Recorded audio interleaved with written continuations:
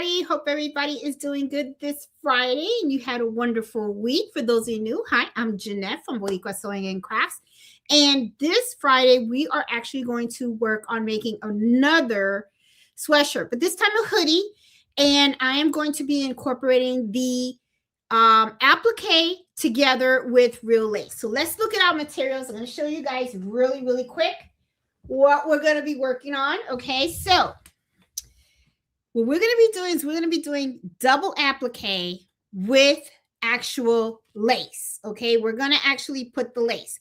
Last time we had worked on an applique, and it actually had the lace designs on the edge of the applique. And if you didn't see that, highly recommend you check out the last 2 weeks of the video, because I did on the first week, I actually did the applique with the lace. And then the second week we talked about, I wasn't able to finish the whole project. So we did the sleeve, the name on the sleeve. So this project is going to be a little bit different. Okay. It's still going to be applique on a hoodie, but we're going to be adding a lot more steps to it. And we're also going to be adding actual lace. Okay.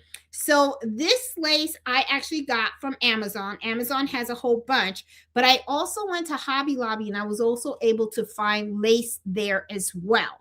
I forgot to ask if you guys can see and hear me okay. I'm over here chatting away because I'm all excited about today. Okay. Because this is my first time trying it real time. Okay. It's an idea, that I kind of saw other people do, but I want to add my own little spin to it. So, yeah, so I'm pretty excited about it. So you guys are going to see this raw. Okay. So you guys are going to see if it works or it doesn't work. How easy is it really to do this? Okay. So there was been no practice, no nothing. We are just going to go ahead and just do it. So I see that nobody's saying I can't hear you, so I know we're doing okay. All right, so this project might take a little long time, okay? But I got most of the materials ready because I wanted us to save on some time. So what are we going to be working with? Let me show you the materials, okay? Well, first of all, we're going to do the design in Brilliant. So I want to do the in Brilliant step by step so you guys can see exactly how I'm doing this design, okay? Then, of course, I am going to hoop my hoodie. I don't know what it is with this color. I really love the light colors. This is another sage hoodie that I got. And this is a Gildan shirt. And it's a soft one. And I really like these sweatshirts. They're very durable, very good quality. So I got the hoodie this time, okay? And I got it extra large. Yeah, I gotta lose some weight, so anyway, but I like my clothes to be very comfortable. I really don't like wearing very tight clothes because I always like to feel comfortable in whatever I'm wearing. So I am really a sweatpants and a sweatshirt kind of girl. Okay, so I got this, and let me show you the type of fabrics that I selected to go with the applique that we're going to be doing tonight. Okay, so we have our sweatshirt, and I'm going to just fold this over my shoulder so that we could take a look at the fabrics that I selected, and I'll hold the fabrics against this sweatshirt so you guys can kind of see how it's going to go.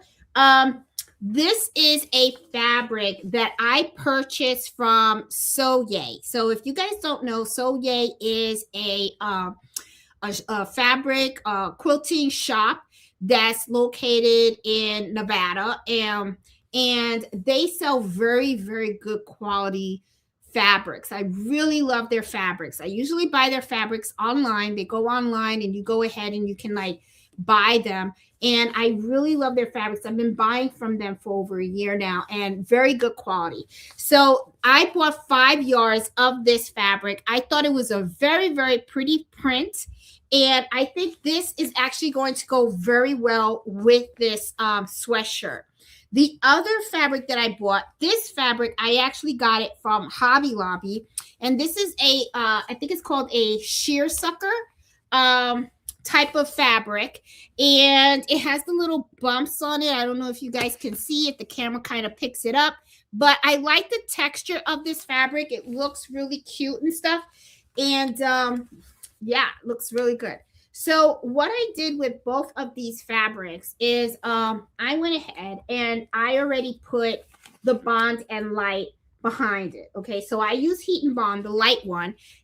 But before we go any further, I want to peel off the backing because that is an error that a lot of people make when they're doing applique. Sometimes they forget to actually peel off the paper from the adhesive. So I want to do that now while I can, so that way I'm good to go on it. And it looks like I'm going to have to take it back to the iron because it's coming off the actual fabric. That's not good. So that means it didn't really stick to it very well. Hold on, let me see. Alrighty, okay. All right, this didn't go very well. Okay, hold on. I think I got it.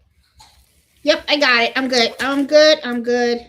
It's just a very long piece. Okay, so yeah, so let me go over here to the cutting board and I'm just going to gently take these things off while I'm talking to you guys. So what I am planning on doing as I take this off right now. Okay, cool. This is good. And I just want to throw this out. I'm going to be doing this live, guys. Okay, so, we're going to be doing this together. And I'm going to move this extra fabric over here. I do have the extra camera. It's just that I wasn't going to show you guys me peeling this off. But let me just put this stuff on the side for now. I just don't want to forget because sometimes when you're doing something live, you can forget a step, because you're so busy dealing with the cameras and everything else that what ends up happening is you forget, certain things. And I want to make this shirt for myself and I don't want it to if it works out great, I want it to be able to wear it. I don't want to make this shirt and then just have to throw it out and stuff. Because sweatshirts are not cheap, even though I get them at a good price because I get them wholesale. All right, so I got my stuff ready. All right, so I got the two fabrics in there. And then I did show you guys the lace that I'm going to use. Let me give you a close-up of what it looks like. It's really, really pretty.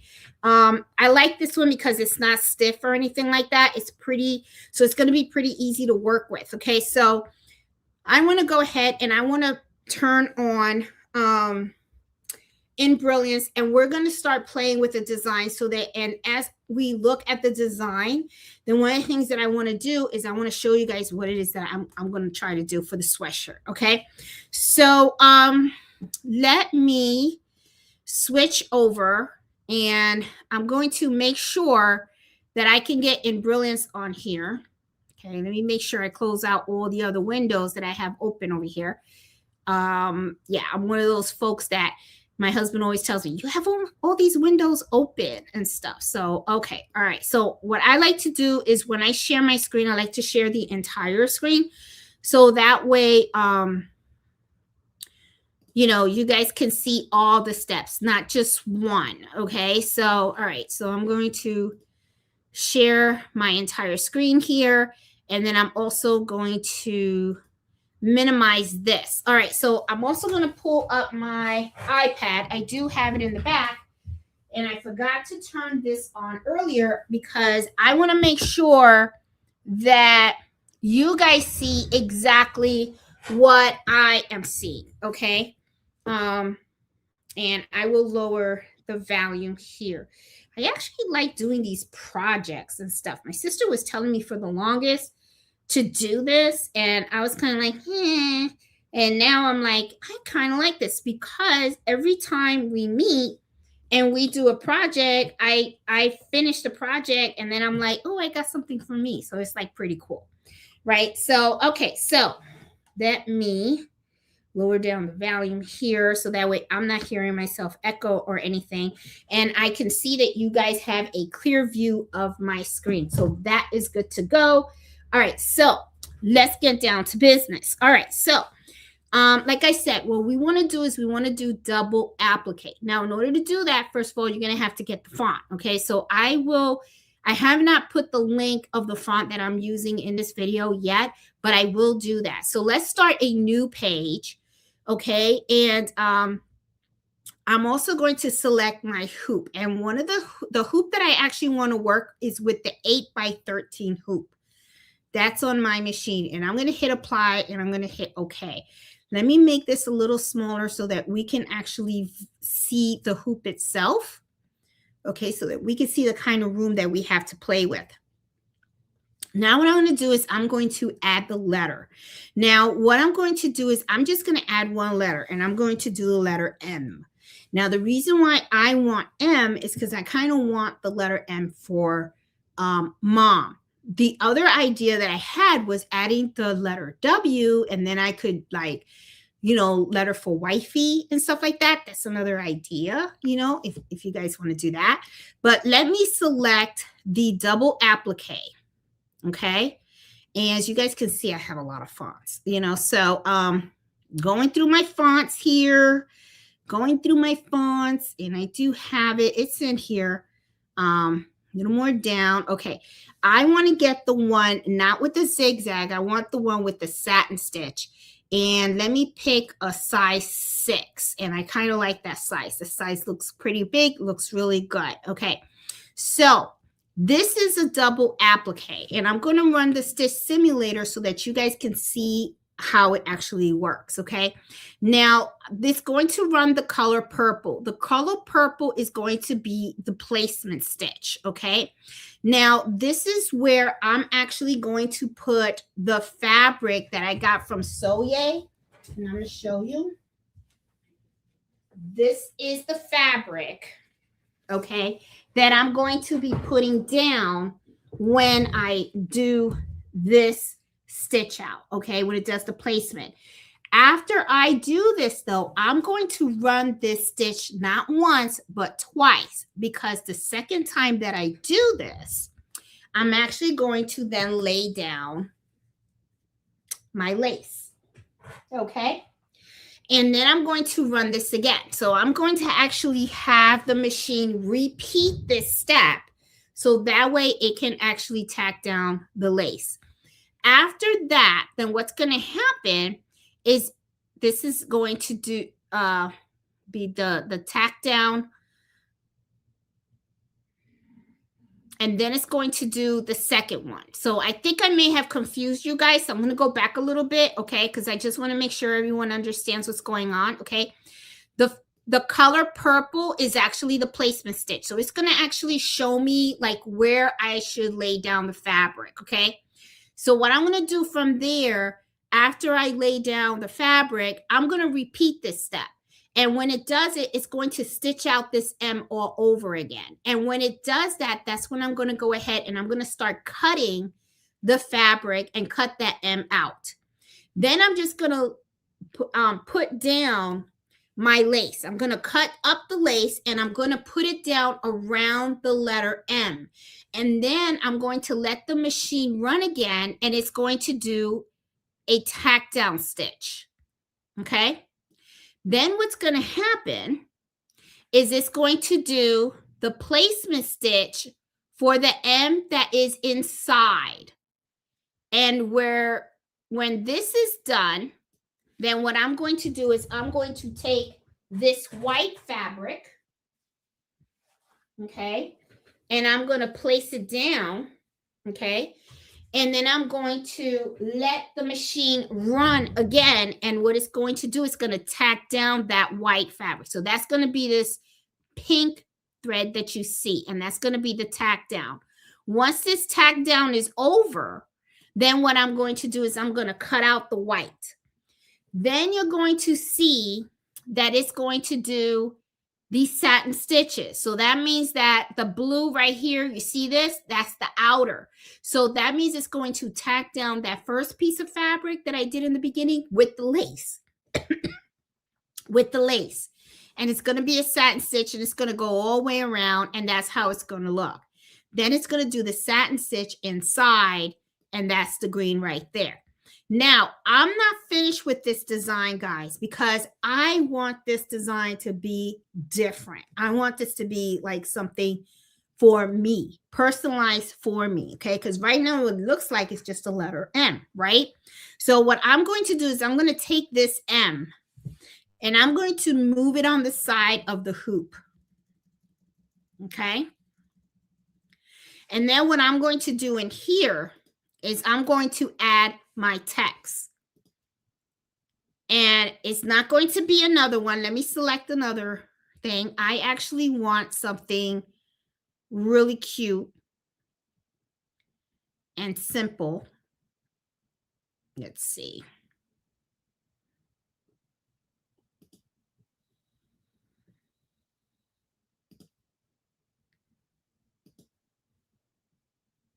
Nope, that's not going to work.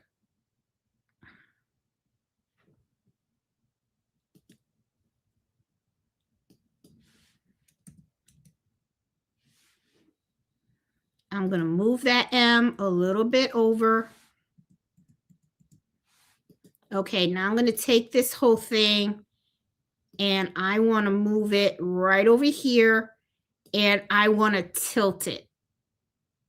Okay, awesome. All right, so, or better yet, I'm going to stay with my theme.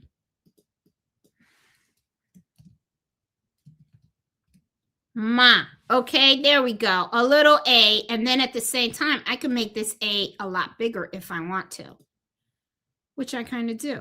I'm going to do it like that. And I'm going to put it like right here. And then I'm going to take this and the A, and I'm going to center that in my hoop. Hold on. Center it. There you go. All right. Now, of course, I want my little accent, okay? You know, Puerto Rican here, okay? So it's like ma, you know? So I'm going to make my little asterisk, and this doesn't have it, so I'm going to have to select where I have my punctuations, and I'm going to do that, and I think I'm going to make that punctuation, 3 inches. There you go. And I'm going to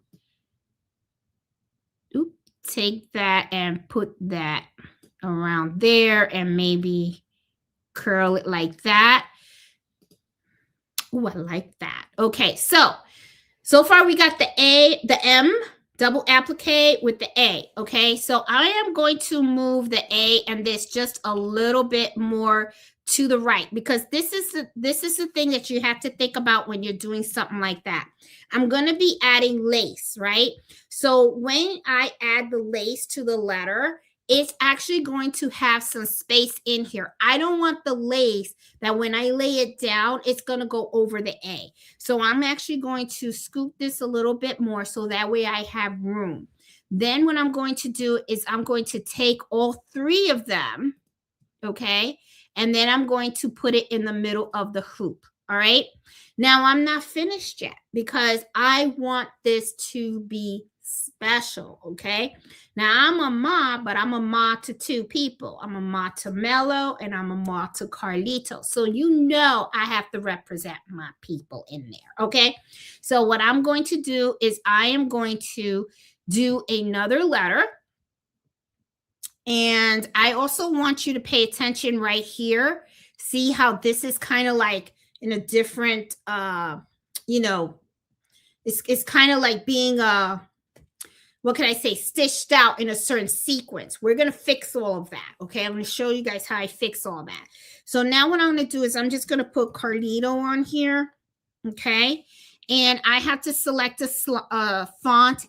Now, the font that I select, I want it to be so that the letters can fit right in this M, because I want to put like Carlito here and I want to put Mello here, okay? So what I'm going to do is I'm going to select a really cute font, one that I like a lot, and I'll just make this one into Carlito. And for me, it looks a little bit too small. I picked 1/2 inch. Now I'm going to pick 1 inch. Okay. That looks a little bit better. I'm going to turn it. Okay. And you know what? I could even turn it like this. All right. And I'm going to just move it over the M. And that's a little bit too skinny. So I'm going to go where I originally thought, which was to put it right here. So I'm going to do something like this. And as much as I love Mello, I'm sorry, Mello, Carlito is the firstborn. So he's going to have to come here. And I'll move the C up here. There you go. And I know that the L is going to go over the satin stitch. I'm okay with that. I'm fine with that. If you're not, you're just going to have to shrink the name a little bit, you know, so that way it's not like over the thing. And then another thing you can do, if you don't mind that the names are a little bit, you can curve them a little bit like this too. You know, that actually looks kind of cute like that. You know, so I think I'm going to do that. And then on this side, I want to put Mello's name. So what I'm going to do is I want to do something different. So what I'm going to do is I'm actually going to put MEL hyphen O. And I'm going to set that. Okay. But I'm going to select a different stitch. I'm going to do like a Times New Roman or something like that. Okay. Let's see. Where's the Times New Roman? There it is. I'm going to do an inch. That's a little bit too big. But you know what? I can shrink it. So let me go in here and let me shrink that a little bit right there. And then what I'm going to do is I'm going to take this and I'm going to squish it down. And I'm good. I'm good with that. Okay, so I'm going to take this out. And as you guys can see, this is the name. I think I need to make Mellow just a little bit smaller. Let me make it just a little bit smaller here because it is, oops, I'm holding on to the wrong thing. Let me look at Mellow. Mellow is what I want to shrink a little bit. There you go. That looks much better. There you go. All right, but I need to reposition my M here because I saw that I shifted it. So I'm going to put that in the middle, and then I'm going to move that over.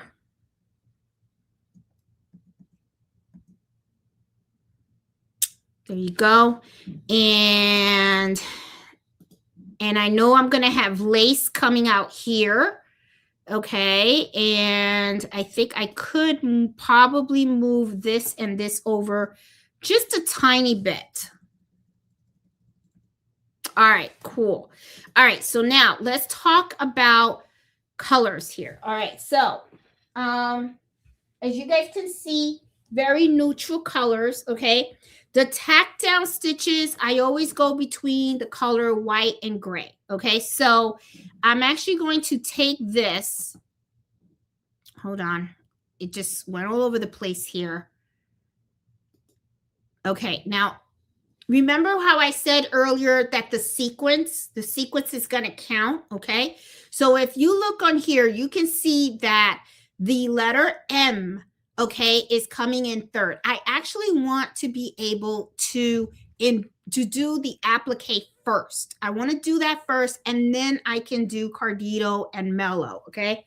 Now, I'm thinking I'm going to redo Carlito. Sorry, guys. I think what I'm going to do is, hold on 1 minute. I really like how Mellow looks. So I'm going to do the same thing with Carlito. And let me pick the same font too. I'm going to do this real quick, guys, because I know you guys probably like, oh. All right, let me shrink this down as much as I can. There you go. I'm going to move this down.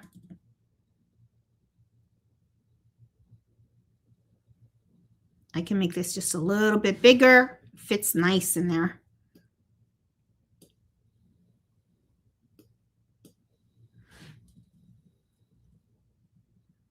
Make it a little bit smaller.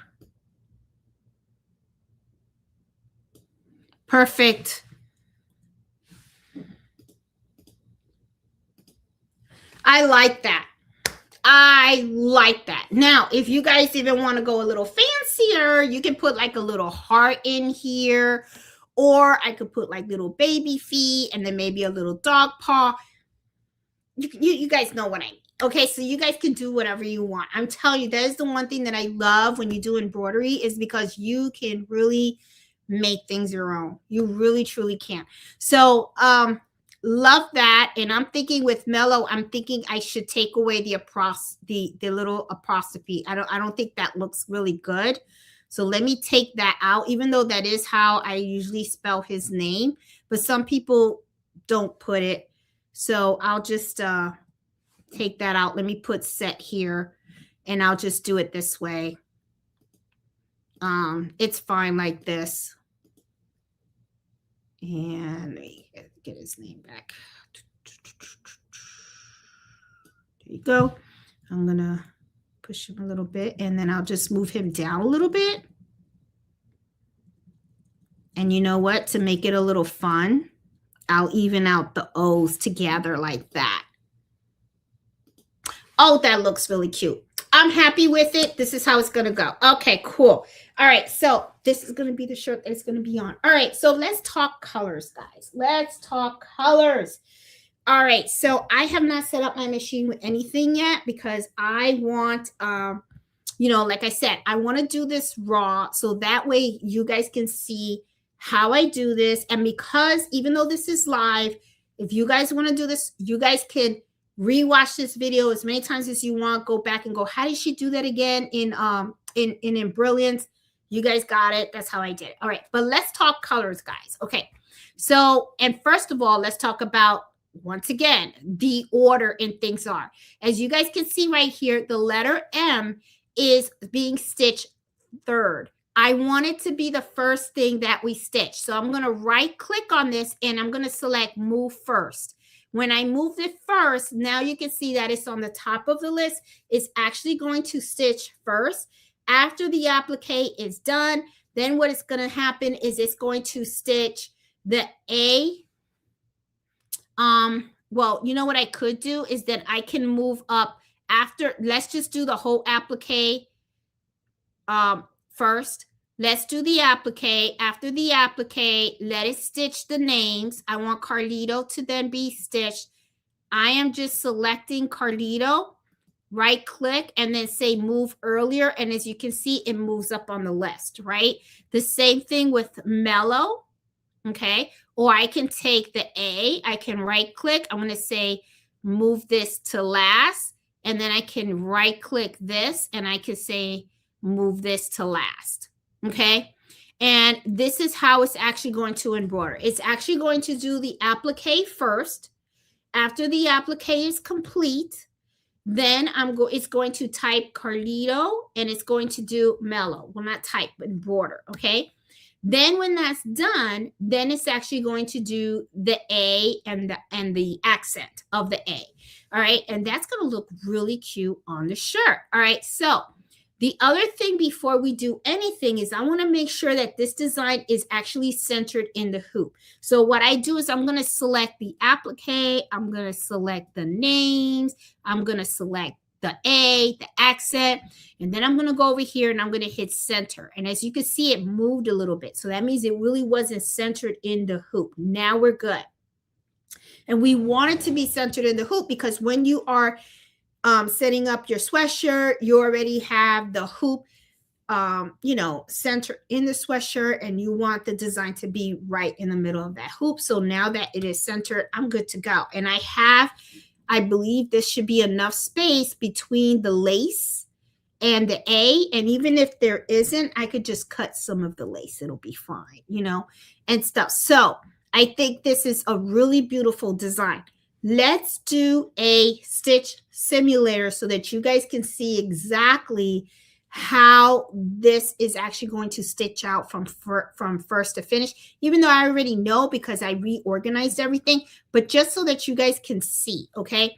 First is going to do the tack down stitch. Now the tack down stitch, like I said before, I'm going to do this twice. The reason why is because the first time, the first time that it does the placement, I'm going to put down the material, cut it out, then I'm going to rerun it so that then it can, I can put down the lace, and then I'm going to run the next stitch only once. And what it will do is it's going to tack down the lace. Okay. Then, nope. Hold on. I just thought about something. I'm doing something wrong.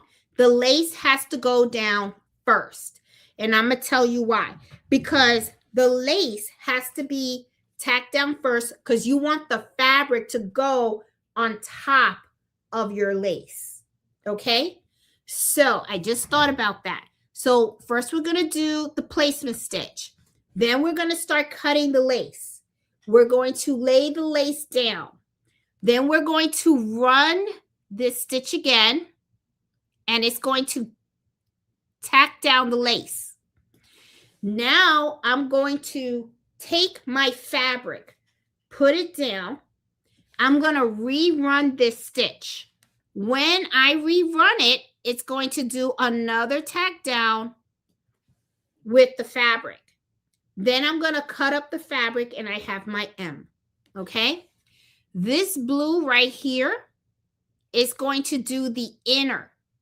Okay? That's just the placement for me to put the white fabric down. I'm going to put the white fabric down. Then it's going to go again. And then it's going to give me the tack down so that way I can cut it up. Once I cut it up, this light blue right here is going to be the satin. Now, I don't want the light blue to be the satin. Okay, I actually want this to be a different color. So I'm going to have to select the color that I want for the outside of the sweatshirt. And actually, I actually do want it to be a light blue because I want to be able to pick some of the colors that are in my fabric. Okay, so as you can see, there's some light blue or light gray, and then there's pink, and there's actually like a beige. And I think the colors to pop out, because let me think this over. As a matter of fact, nope, let's think this over. This is going to be the tack down for that fabric and for the lace. So, yes, light blue. So I'm going to leave this as a light blue, okay? The next one is going to be the inside, and that's the white fabric, okay? So because I'm going to have names on there, what I'm going to do is that green, I'm going to change that to a gray. That's what I'm going to do. So that's this color right here. So what I'm going to do is I'm going to change this right now to a silver. Hit OK. And that's going to be a silver, and then that's going to be the gray, and that's going to be inside. And then I have the names, okay, and that's going to be on the white fabric. And the names, I actually want this because this is already a light blue. Maybe the names should be a light blue too. So I think I'm gonna do that. I'll do this as a light blue. So, and then this I can do a light blue to match this. So I think that would come out really, really cute. So let me change this. Hold on. Let's look at some colors here, okay? And I want you guys also to think about this as I'm doing all this here and talking to you guys. If you guys are selling these shirts, or let's say you're doing embroidery as a business, okay? As you guys can see already, the amount of time that we're spending in planning and creating the design of this. All right. That's why, like, sometimes people come out and they tell me, well, Jeanette, how much should I charge? This is all time that you're working for that customer. Okay. That's why I say you should never charge by the number of stitches, you charge by your time. Have a set rate of how much time you spend, how much you want to earn per hour. And then when you're looking at these projects, you already have an idea of how much time you're spending on working this, and also the material, so just something to think about. I mean, I know sometimes people don't like it when I say something, but it's got to be said. It's got to be said. All right, so I am going to okay, so I have this and I have this, and then this and this. I want to change both of these to a light color as well. Okay, I know it doesn't really look pretty right now, but I think it's really gonna pop, I think. Or I could use a green, a light green, like, no, because this is green. You need it to be a different type, because this is the blue that I'm thinking about using, because it's like a baby blue. And I think this would really, oh, yes, this will pop. Oh, this is it. This is it. Okay. So I'm going to use this, and I'm going to use the silver. Okay. I think the silver in,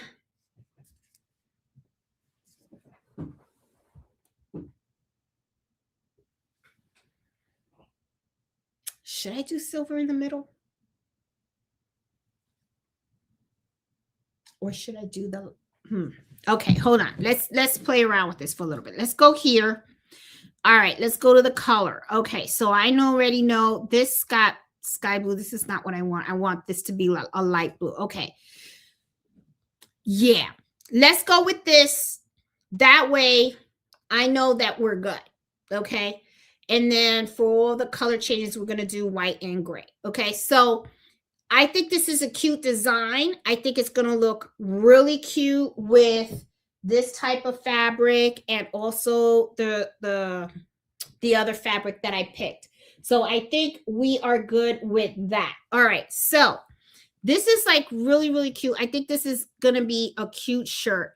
So now what I need to do is I need to save this design, and hopefully my USBs, let me go grab my other USB. Okay. And we're going to save this to this USB, and we're going to now start doing this. Okay. So that way you guys have an idea of how this is going to work. Okay. So I'm going to pop this in. And now I like this design. I like the way it looks. I think this is going to be really cute. Yeah. Don't second guess yourself, Jeanette. Just go with the flow. Go with the flow. And if it doesn't look good, don't worry about it. There's always more sweatshirts. Okay. So I'm going to call this Jeanette, my shirt. Okay. I'm going to put this on here. And there we go. I really like the way it is. So, as you guys can see, let's finish the stitch out. Okay. Let's finish the simulator here. We got our knockdown stitch. The lace is going to go down first. Then I'm going to run this stitch again. I'm going to put the fabric down, the flower fabric down, then run it, tack it down, cut it up. Okay. And then we're good with that. Then the second one is going to be the placement. I'm going to put the white fabric down, tack that down, cut it up. Then we're going to do light blue for the outside, and then let the satin stitch go in. And then we're going to do the gray for the inside. Let the satin stitch go through. Okay. And then what's going to happen is then the names are going to show up. And now I'm thinking the names maybe should be green. That would be cute. Okay, let's change this just a little bit. Okay, sorry guys. You really, that's the thing too. You can, I'm going to change this to sea breeze. Oh, it just gets better. It just gets better. It really does. Oh my God. Oh, I hope Nancy's watching because I know what she's going to say. Oh, you're good. I know. I am. Let me just move this just a little bit over. There you go. That's good. All right.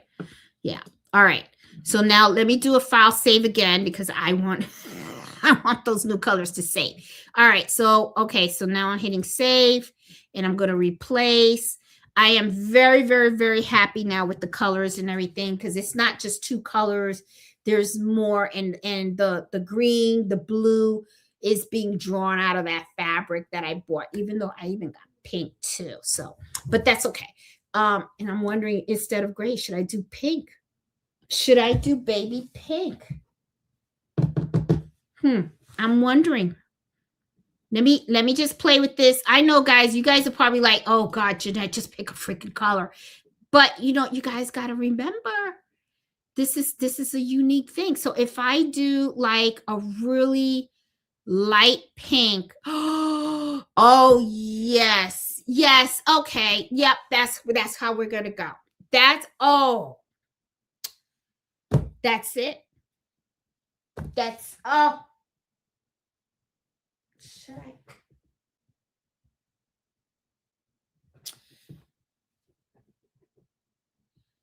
Or hold on. I'm thinking lavender now. I'm thinking like a lavender. Oh, like this. Oh, is it? Nope, I'm going to leave it at pink. I'm going to pink. Pink. That's the color. All right, let me do file save as again. And I'm not changing any more colors.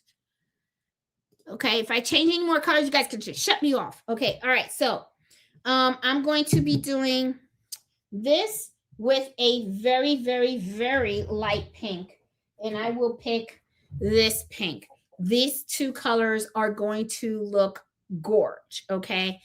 Oh, this is really cute. Okay, all right, so I saved this. Let me just save it one more time. I just want to make sure because I don't want to mess up. All right, because, I'm so excited now. I'm going to have a gorgeous shirt. I really am. Oh, this is so cute. All right. Okay, so now I got my shirt down. So now let's go over to the station. I'm going to turn, let me turn this off because I no longer have to share my screen with you guys because now we're good. Okay. Oops. And did I think I lost you guys? I'm back. Okay, so all right, here we go. All right, so yeah, did I lose you guys? Okay, nope, you're back. Okay. Sorry, I need a water. It looks like the baby blanket you get at the hospital. Makes sense. This is your babies. This is the other thing, guys. My throat is so dry. Mother's Day, that's the mother of all holidays, right? Because anybody just forget about mom, you're in trouble. Okay, so this makes a really, really cute gift. Okay, so this would be really, really cute. All right, so I am going to now, let's do this again. Where am I? Okay, I'm going to add my camera on here. Let me unplug the camera from the thing. Okay, and I'm going to put this on here and move this here so that you guys can see. All right, so let's add this here. And I want to do this so that you guys can actually see what I'm doing and you're not just looking at me, okay? Because now we are working, guys. We are working. Now it's time to get this project moving, okay? So, all righty. So here we are at our table, and I am going to position you guys so you guys can see everything that I'm doing, and you guys can. Awesome. All right, so here we go. So I got my sweatshirt. Okay. I don't need any of this yet. Okay, because we have to do the tack down and all that stuff. Like I said, I already have heat and bond light on these things, so they are good to go. So I'm going to put these aside. Let me get my lace. I'm going to put these aside too, because we got to hoop first. All right. So I'm actually going to use my mighty hoop, and I'm going to use the 18 by 13 hoop. I'm going to go grab it. Hold on. Got it right here. I want to make sure it's that one. Yep, this is it. Okay. Alrighty. And I should have cut the stabilizer, and I didn't. So, but that's okay. And then I'm going to move this down here. And, yep, you guys can see what I'm doing. Alrighty. Okay. Let's get our stabilizer. Okay. And, you know, I'm going to have to buy more stabilizer. I'm really starting to run low on this because I used so much stabilizer when I was working on that library quilt. A lot of cutaway stabilizer. So I always measure to make sure that my stabilizer goes over the hoop. Okay. Because you don't want your stabilizer to be too small. So I'm going to pin this back. I always like to put my stuff back when I'm working. And I like to enjoy what I do. I really do. I don't like to rush my stuff. I'll tell you that right now. I'm just not one of those chicks that like to have to rush everything. All right, so now I'm going to put this in here.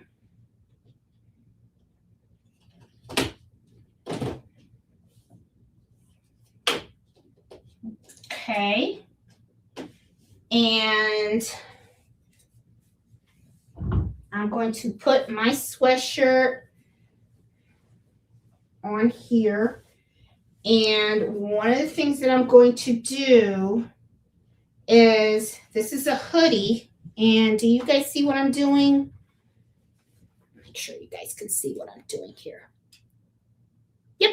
Okay, cool. All right. Let me put this aside. I'm going to put this on the table so it's out of the way and I don't want it to like damage or anything like that. Okay. So I got my sweatshirt. Okay. Now, one of the things that I like to do, you don't have to if you don't want to, but I always like to clear this space that is from the neck down. And I want to make sure that I know exactly where I should not be embroidering. It should not go up a certain point. Okay. So I have these things right here, and you just put them like this is the center point. And all I'm doing is I'm looking for this space. So like right here, I need to make sure that the embroidery goes down below from here on. Okay. So I always like to, even though this should go all the way to the corner, I always kind of lower it a little bit more. Okay. And you guys can see. Yeah, you guys can see. Okay. I like to just lower it just a little bit more. And then what I do, and I'm going to tell you guys, if you guys can, go to the dollar store or something, get stickers, little stickers. These are so much better. I know they have the marking pens that you can put in, but this is the thing that I find with the marking pens. And sometimes the chalk. Sometimes it leaves that residue. And when you're working on people's stuff, and even though you need it because you need that marking, when you go to take it out, it doesn't come out really clean. And then like those invisible pens, even though you have the iron and you put it and it goes away, the moment the customer steps out, and if it's cold weather like what we're having now, that marking's going to show on their sweatshirt. I don't know what it is, but it's like they always reappear. So I don't even trust any of them. I don't even care what they tell me. Oh no, it won't come back. Yeah, right. Next thing you know, you end up with a bad review. I'm like, nah. So you know what? This is foolproof. Okay, it's a sticker. That's all it is. So I bought a whole bunch. These will last you like forever. I mean, I've had these for years now. And as you can see, it's like so many of them, different colors and stuff. I mean, I think I'll be dead and I'll still have stickers, you know? So, you know, just take one of them. And this is what I do. I just take it and then I just tape it on the garment. You know, just place it on there and then you just stick it and then you know the spot. You know the spot, the little pink thing below the pink thing, and then I need to embroider down. That's it, you know? And then when you're done, you just throw out the sticker, and you don't have to worry about, you know, your customer walking around with lines on their shirts and stuff if they're in the cold. You know, last thing you want to do is tell a customer, oh, you know, oh, it's beautiful. Yeah, it's good. Just don't wear it in the cold, you know? Like, yeah, right. You know, unless they're in Florida or something like that. And now I don't even know about that because Florida's always hot. I mean, cold now. Now they're, you know, Nancy's freezing. So anyway, all right. So I know my center point, and this also tells me the center point because this is the center of the hood right there, right? So now what I'm going to do is I'm going to take this and I'm going to put this over my hooping station. And I don't think you see my hooping station, so I'm going to move you guys over here. So now you guys can see. I'm just going to move this over. And be careful when you do that because you don't want to shift your stabilizer or anything like that. So I'm pretty, you know, like I said, I like to take my time. I don't like to rush. And I don't like, some people yank stuff in it. Nah, don't do that. Just enjoy the process. That's, you know, that's what I say. Just enjoy it. Okay, so I know my hoop is right here. You can feel it. Like I could feel the edging of the hoop right here and here. So I already know that I'm pretty good because my clearance should be below this, right? So I can move this down if I want to. And then what I usually do is I'll feel here. You can tell if you're in the center point. And you just look to make sure you're good. And I'm good. I'm happy with it.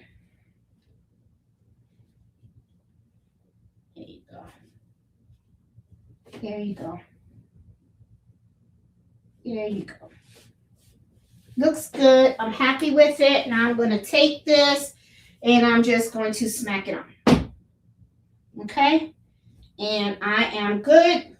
I'm happy with it. Put my hand in here, release the thing. I'm good. All right. So this is all hooped and this is ready to be embroidered. So now we're going to go over to the machine and let's start doing our magic. Okay. So, all right, guys, you guys may get a little dizzy here. So here we go. We're going right to Boricua number 2. I don't know what it is about Boricua number 2, but she's my favorite. I think it's just because she's my second child. I don't know, the middle child, I call it. But it's, you know, it's the one that I always like to film from. So I'm going to move you guys over here a little bit here. And let's see. I hope this is the one that I saved the file to. So we'll see. Okay, so let me see. I'm going to have to change some threads over there. Okay, so because I know I don't have all the threads I'm supposed to have. So, okay, so let me see. Let me go in here and yep, this is my thing. It's a little bit too big. So I need to extend this because I was using the 8x9 hoop. So because I had the 8x9 hoop, it's telling me I need a larger hoop because I'm using the 813 hoop. So got this a little bit bigger now. And let's see, it has it upside down. I could do it like that if I want to, but I actually want to turn it. I really, I don't know why. I just feel like that's just how I work, but I'm going to rotate it this way. Okay, so I really like the way that looks. Oh, it looks so nice. And I do have the thread that I want to use for Carnito Mellow. I want to pick some really nice thread. This is it, the thread that I want. Oh yeah, this is going to be the green that I pick for the names. This is going to be so cute. So cute. All right, so let me change some threads here, guys. All right, I'm going to keep my white thread that's in here. I'm going to change out the red. I'm going to change out the, oh, I already had a baby blue in there, so I'm going to leave that there. Okay, so I'll change this out, I am going to put a gray because the gray is going to be part of the placement stitch. And I'll show you guys.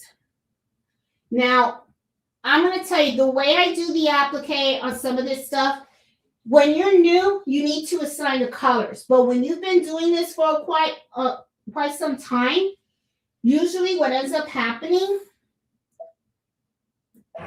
is that you don't really need to change color. You pay attention more to the step and the needle that you're going to use. You're going to see how I kind of do that. So it might throw some of you guys off, and you guys might be like, what the hell? But trust me, that's why I'm kind of glad that this is kind of filmed, because you'll be able to go back and forward and you guys can see what I'm doing. I know it's going to probably throw some of you guys off. Okay, so, but it's going to be fine. Trust me. And I'm going to try to explain everything little by little. Okay, so now I want to change needle number 3. I'm going to put that green in there that I like.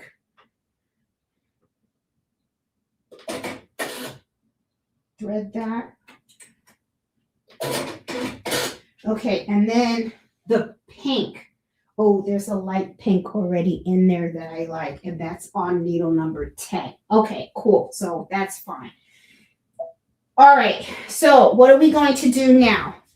I am actually going to I have the colors that I want in there. I got my baby blue. I got my pink. My pink is on the 10 needle, and then I have all the colors that I need.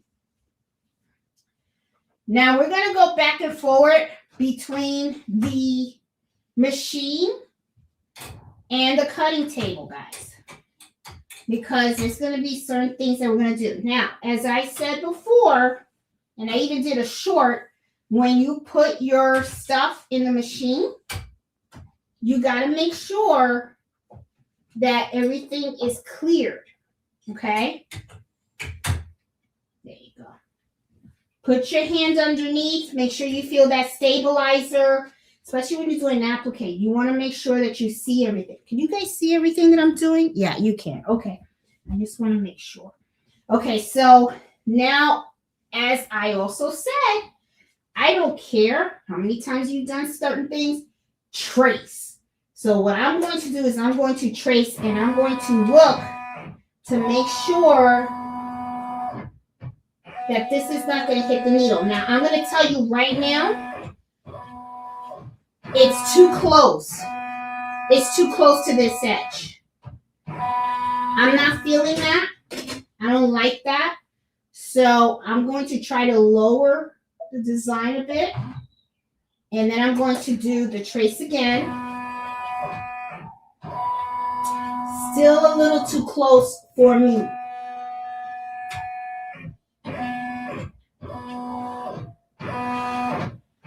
Too close for me. Yep. Okay. 2 things might have to happen. We might have to go back to the drawing board, and this M, I'm going to have to make this a little smaller, or can I make this whole entire design smaller on the machine? If I hit edit and I hit size, I'm going to try to shrink it as much as the machine will allow me to do it. Hit OK. Then I'm going to hit and edit, and then I'm going to do the circle again. I'm going to see. And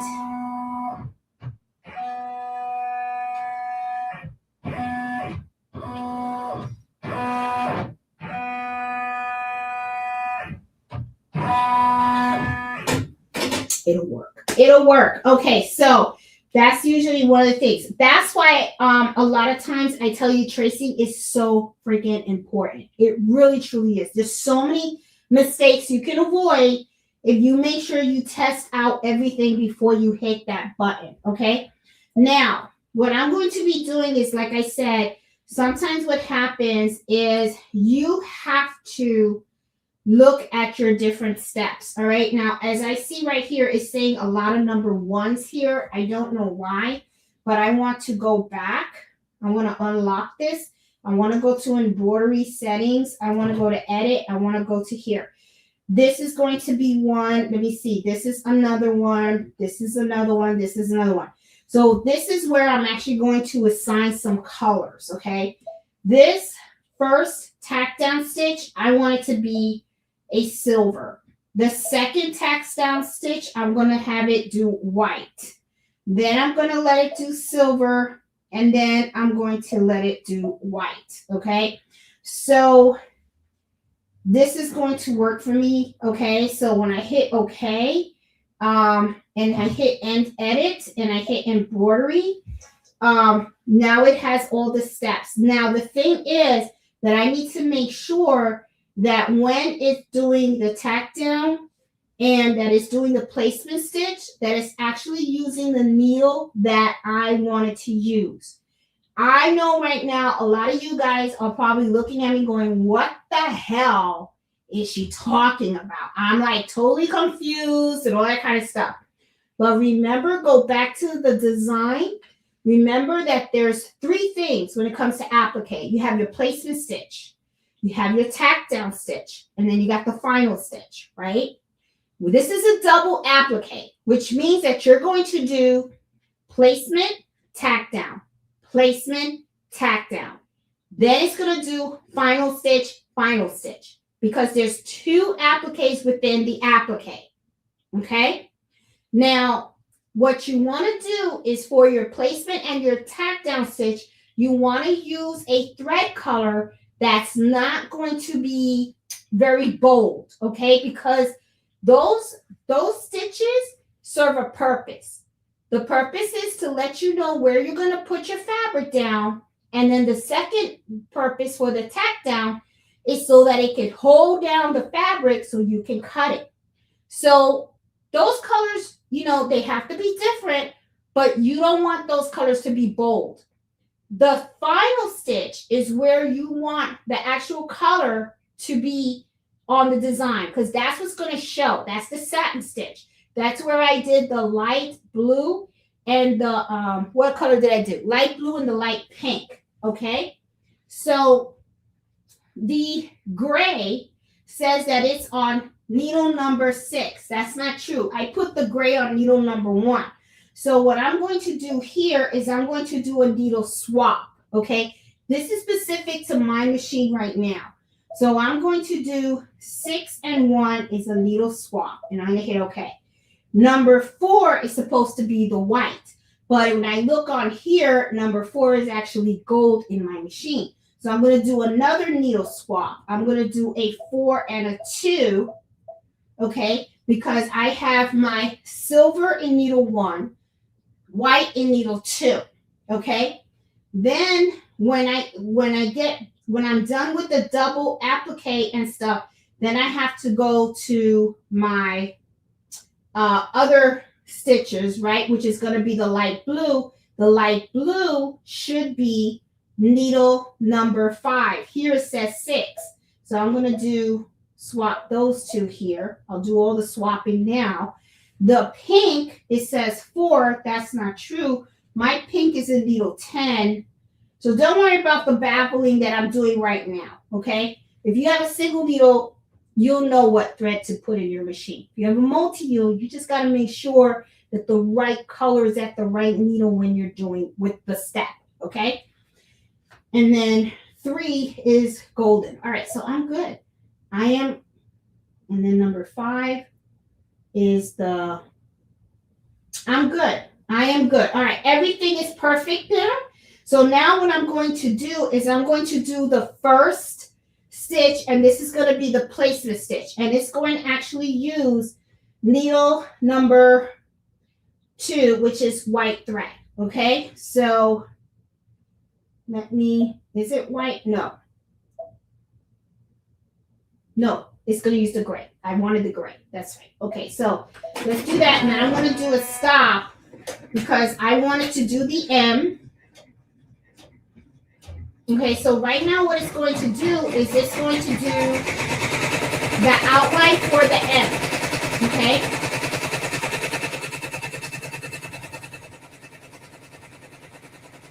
And this is where we're going to put down our lace also.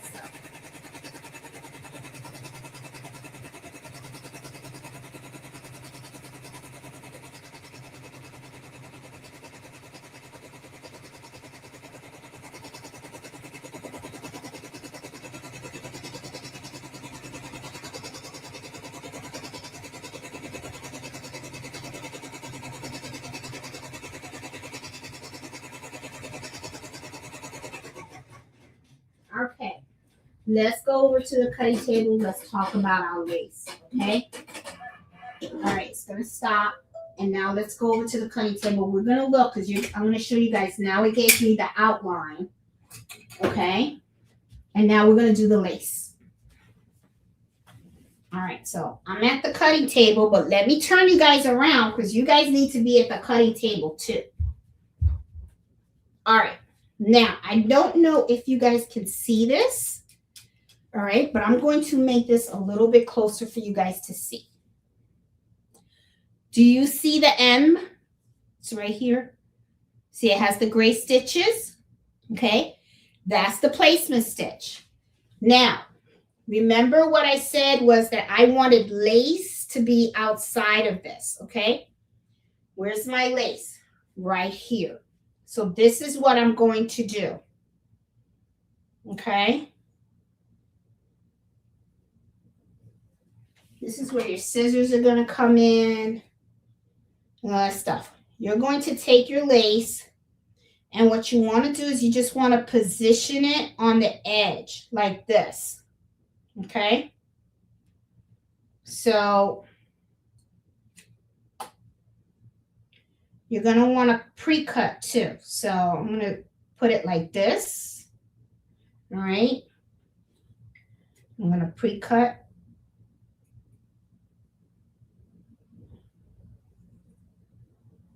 Like that. Okay.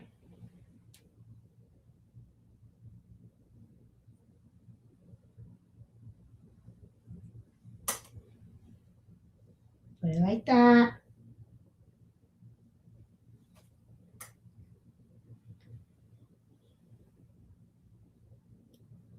And this is the other thing too. You don't have to be so specific. You can actually put it all like this. It's pretty cool, you know. You can do it like this. Okay. So let me just cut like that.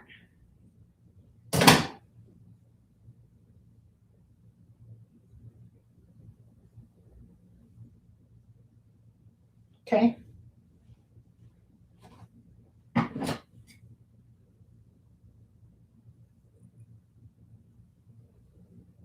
Can you guys see what I'm doing? Yeah, you guys can see what I'm doing. Just do it like this. Trust me, this is going to come out nice. I know some of you guys are going, what the hell? But no, it's going to come out really nice.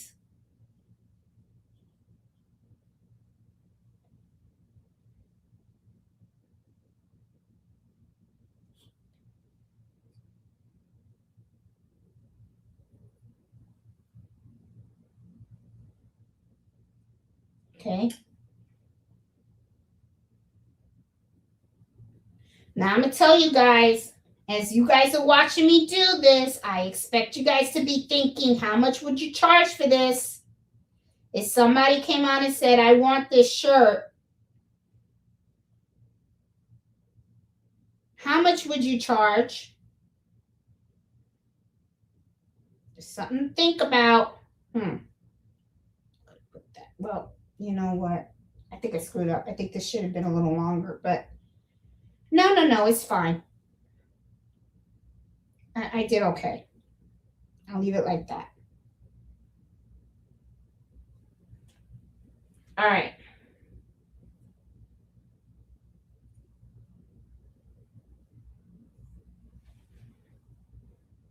Oop, cut a little bit too much, but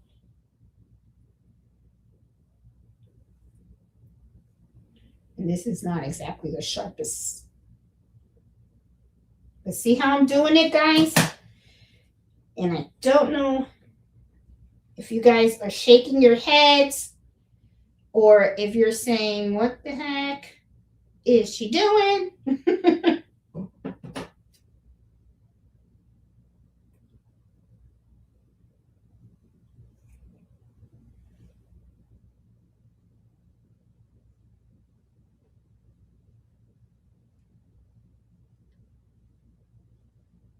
Okay, hold on.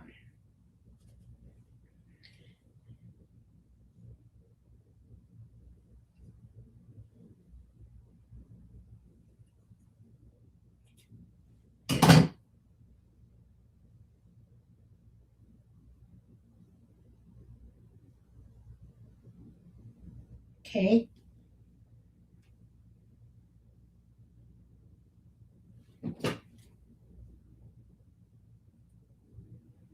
I'm still cutting here.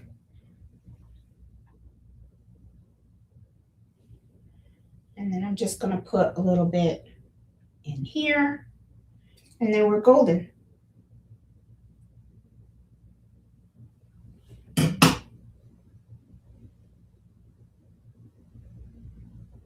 Okay. There we go. Do you guys see that? Okay. So, I mean, let me see. What do you guys say? $60 or more. That's right. That's right. Oh, big screen. Okay. Well, this is as big as it goes, Bernardino, because I'm using an iPhone. So, but okay. So, as you can see, I already placed this down here. Okay. Now, one of the things that we're going to do is we're going to carry this over to the machine. However, though, you guys know that this can get a little messy. It might move around. So hold on. I'm going to get like a glue stick or something. Okay, hold on a minute.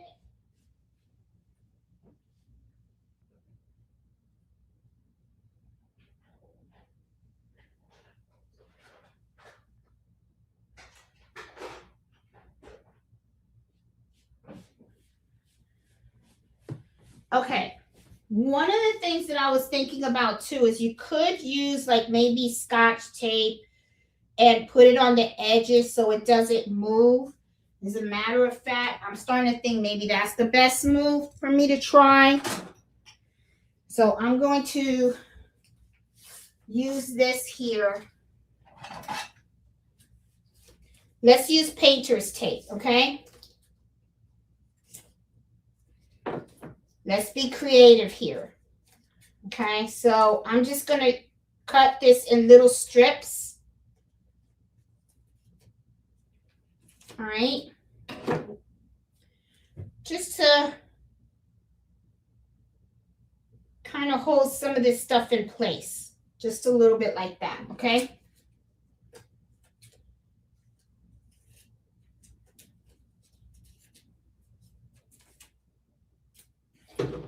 As you guys can see, this is a lot of work. This is not something that, and this is, you know, I could always peel this off. So don't, you know, don't be like, oh my God.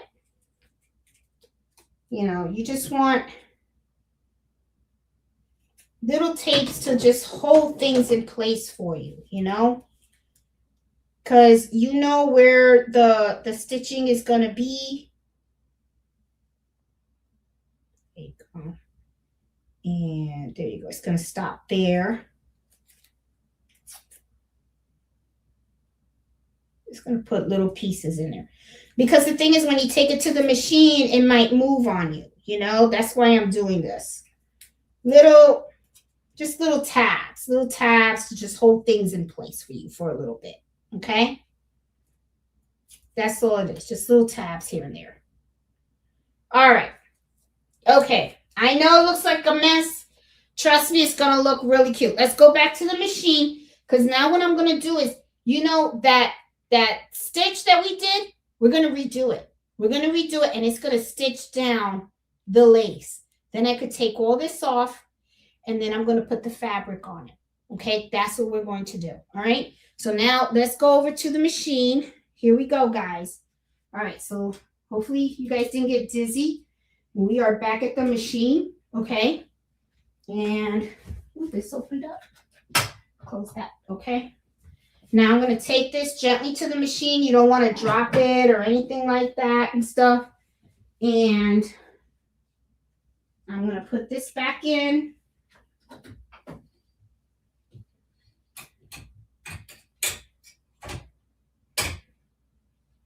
And I'm going to look in here because I don't want anything to be caught or anything like that.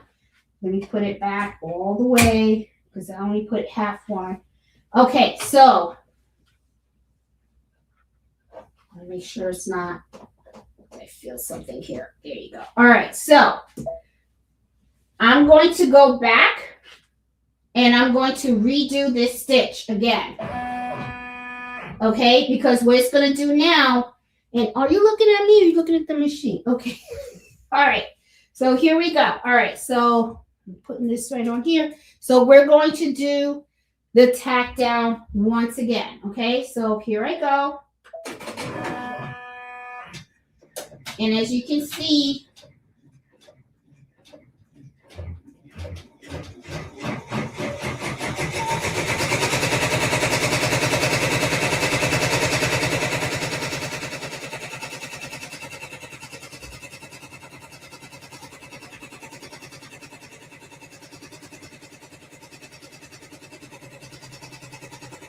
this one needs to be a little more this way.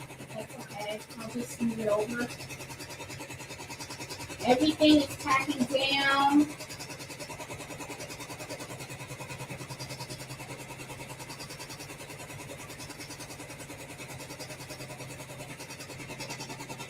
I mean, it's not perfect, but it'll work. Oh, it looks okay. All right. Now I'm going to stop it. Now I'm going to peel all this stuff. All this is tacked down. It's not going to move, so it's fine. I know it looks a little bit messy right now. I got that. You guys are probably like, ooh, that doesn't look right. I don't know. You know what I'm saying? But trust me, I'm going to take out all these little painter's tape stuff that I put on here. Let me take that out. Hold on. It comes out okay. There you go. All right, now this is what I'm going to do. All right. This is going to go on here now. I'm going to just place this over here and I'm just going to put it down. That's it. And now it's going to do another tack down stitch. Okay, where are my chopsticks? Where are my chopsticks? Okay, here we go. Got a little chopsticks here. And I want to make sure everything is nice and smooth. Oh, that's going to look beautiful. It's going to look gorgeous. Okay, all right, so now I'm going to go ahead and I'm going to do the next stitch. And this is the white thread.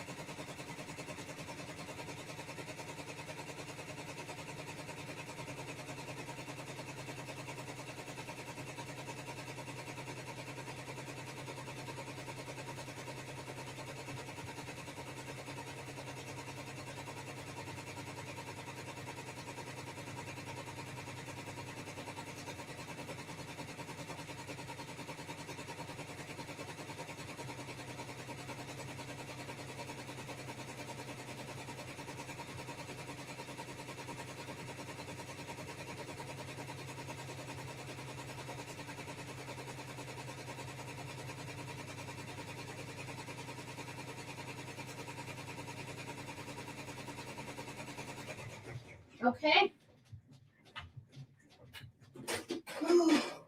Oh, wow. Okay. Oh, you guys are going to love this. All right. Now, back to the cutting table. See all this going back and forward? Oh, my goodness. All right. Let's go over to the cutting table. Let me put you on the cutting table.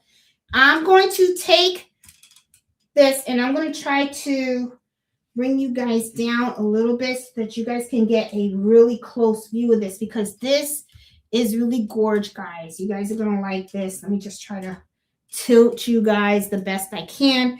Now let me go and get this and take it out of the machine. And we are plop right here.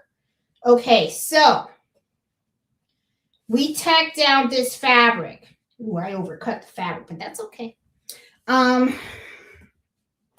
going to get my scissors, the ones that I like using for applique, and I'm going to start cutting out the applique. When you guys see how this comes out, you guys are going to fall out of your chairs.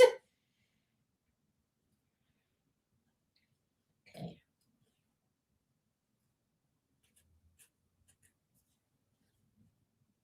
Now, when you're doing this, you have to be careful because remember, you have lace underneath. Okay? And make sure you have plenty of room to maneuver and do your thing. So as you can see, look at the little lace popping out. Isn't that cute? And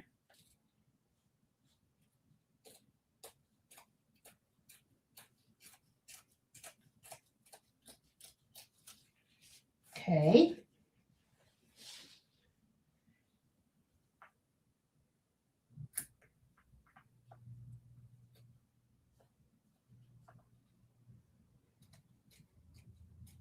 You just have to be careful you don't cut the lace that's underneath, because that's easy to do. Now, some of this I should just go ahead and just cut because it's a big piece.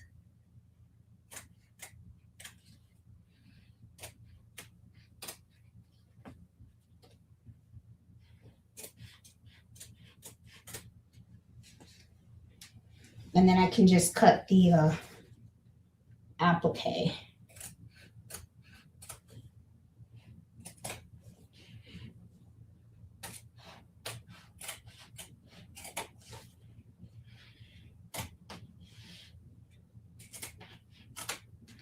Okay.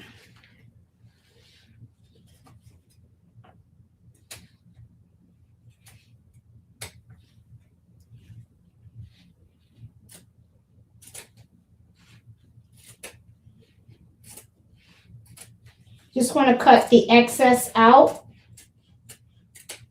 There you go.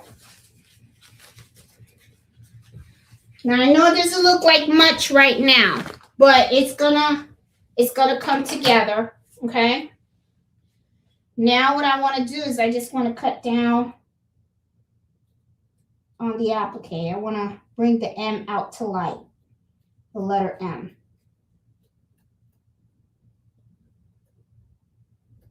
Okay. And you guys know this is work, guys. Applique is work.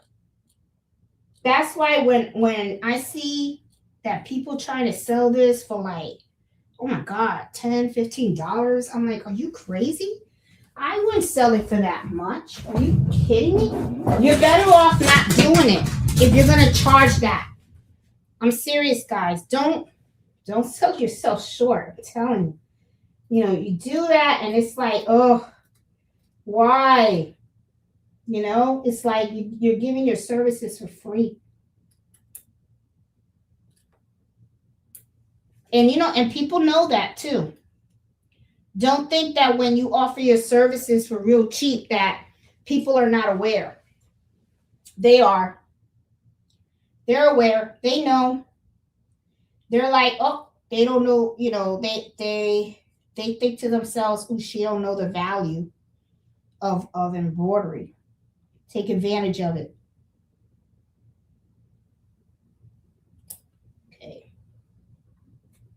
Gotta be careful in the corners. There you go. All right. Whew, this is a lot. And especially if you want to do it right. I mean, Jesus, is this going to be an all-nighter, guys? I don't know.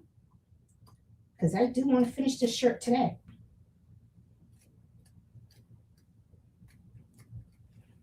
Okay.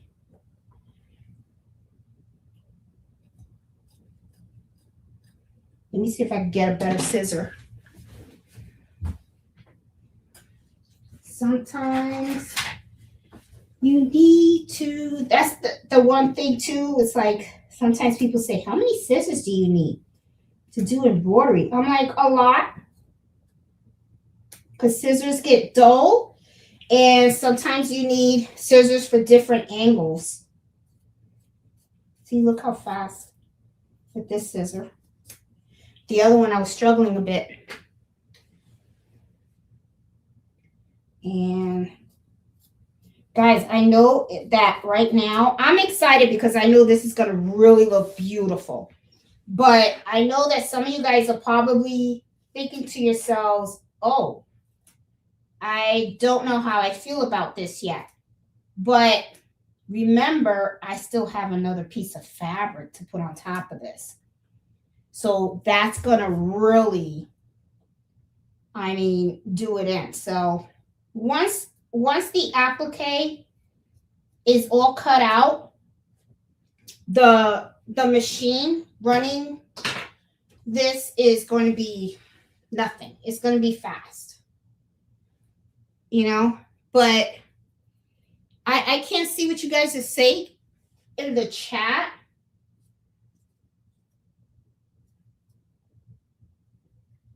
But I hope you guys are kind of enjoying this, watching this one. Because I gotta admit, I really like the way this is coming out. This is really, it's gorge. It's just gorge. It really is. Okay, so this is the bottom of the M right here that I have to do. Let me get all this in here. That's the thing too. Sometimes it's a little hard to get in these little areas, which is why sometimes you need different scissors so that you can reach certain areas.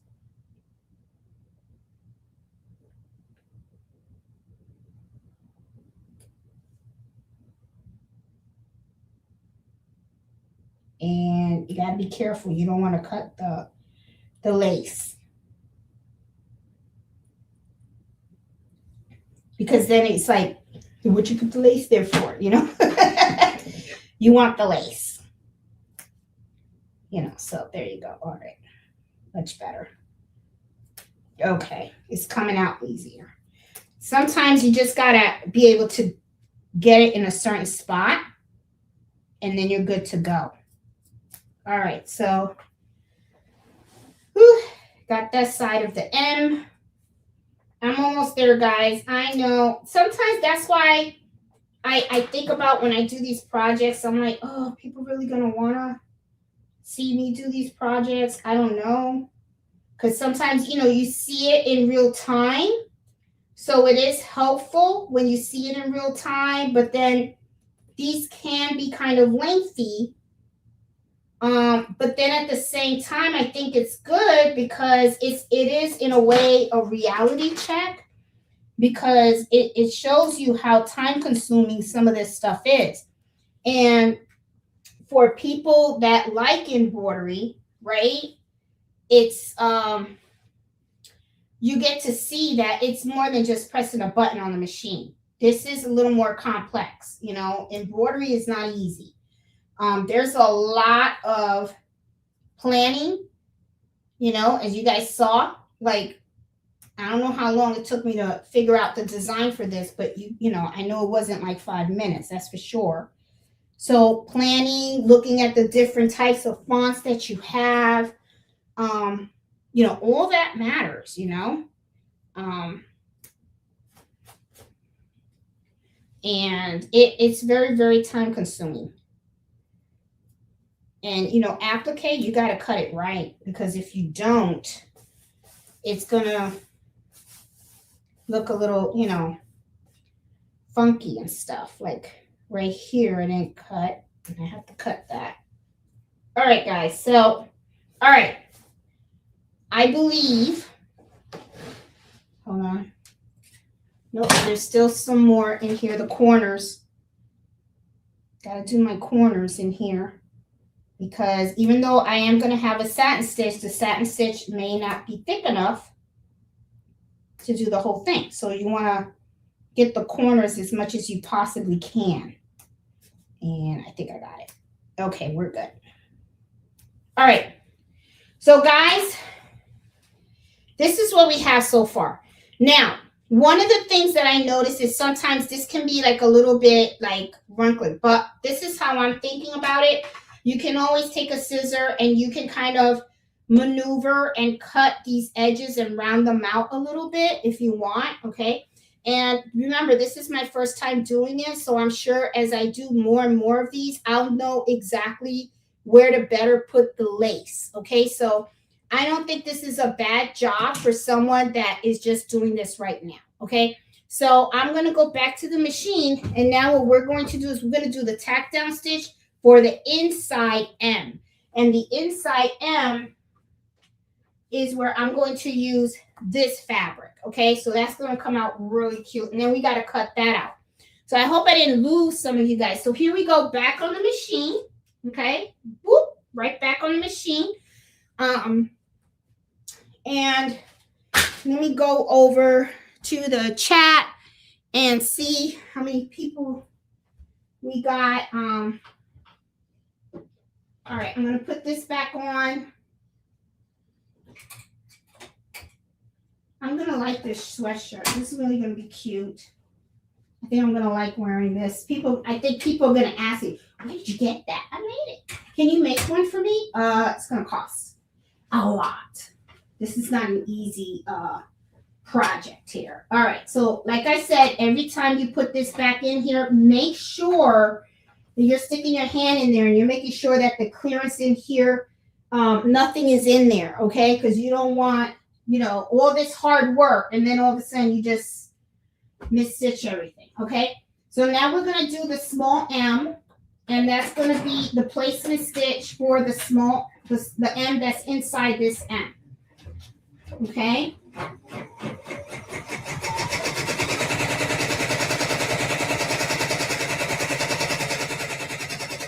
So this part should be a little quicker.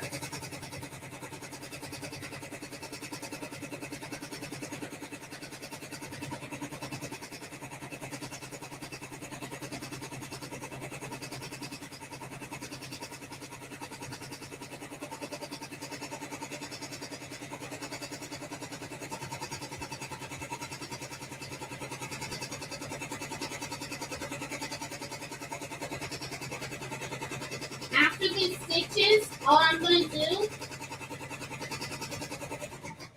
now that this stitch, I'm not even going to take this out. This just goes on top now, okay?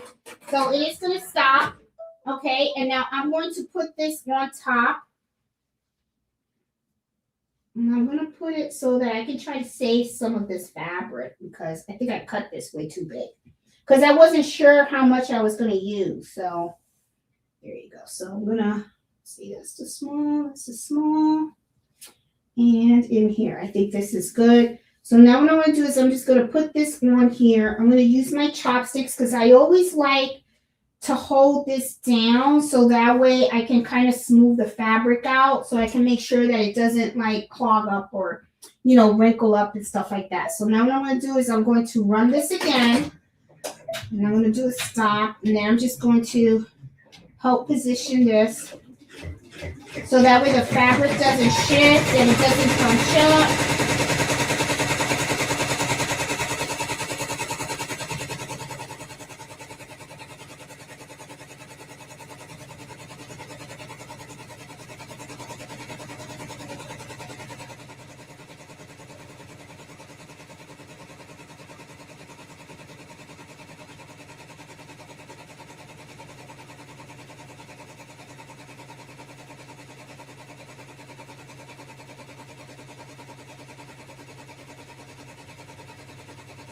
not brushing up. Everything looks good so far.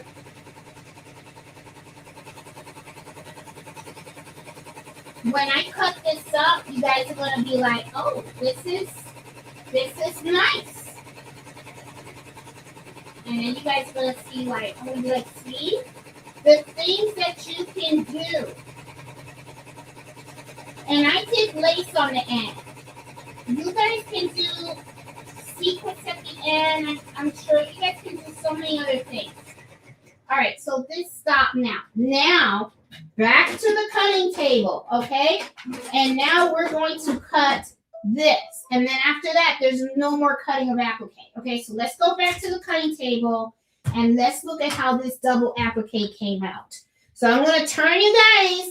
Close your eyes because I know I know, a little bit dizzy. I'm sorry. I know. I wish I had all the different cameras that my sister had, but I just don't have it. I just don't have it. I don't have a Mr. H here.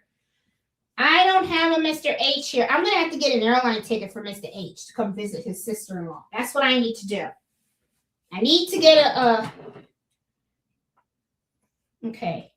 Now I'm going to just cut the excess off real quick so that way then I can just focus on cutting the applique itself. And I can always use this for something else. You know, I am a scrap keeper, that's for sure. And look, this is a big scrap too right here. So I'm going to cut this off as well.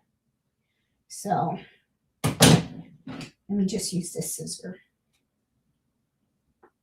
Oh, are you guys watching? Okay, yeah, you guys can see. I'm sorry, guys. I'm getting all into my shirt. There you go. All right. So I don't know if you guys can see probably on camera, but you guys saw this is the tack down stitch for the white fabric, okay? So what I'm going to do now is I'm going to cut the applique for the white.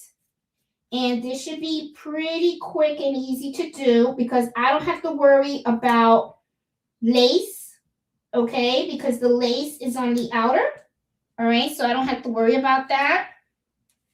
So I am just doing this, the M, and it's already looking beautiful. I can already see the contrast, and it's gorge.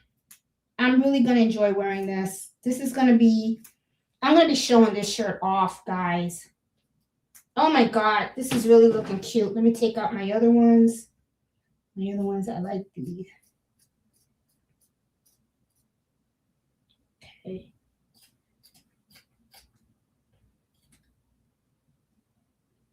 Okay.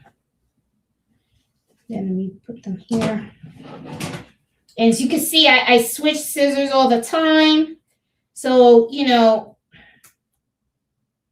scissors are so important, guys. I'm telling you, getting the right scissors for the right job.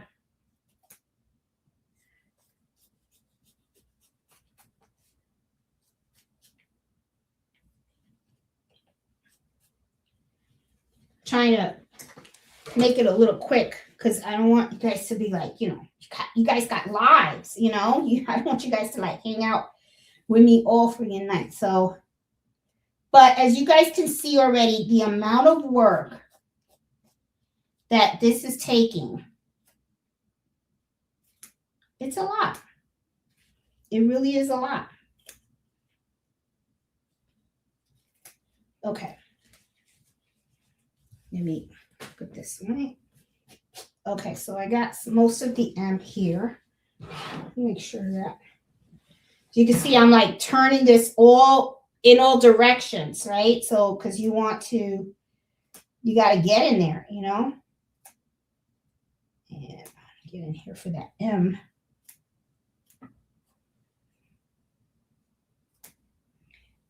And the thing with applique too, guys, is you have to make sure that when you're cutting really close to the tack down stitch. Because if you don't, when the satin stitch shows up, then you're going to have that fabric sticking out, and you don't want that. So you want to make sure that you cut down as close as you possibly can. You guys can see I'm all over the place with these scissors, but that's okay. And believe it or not, cutting out the applique is my favorite part. I know that some people say, oh, I can use the Brothers Scan and Cut. You can use the Cricut, the Silhouette, and you can. But I actually enjoy the cutting process. I really do. Because it, you know, I'm focusing on it. So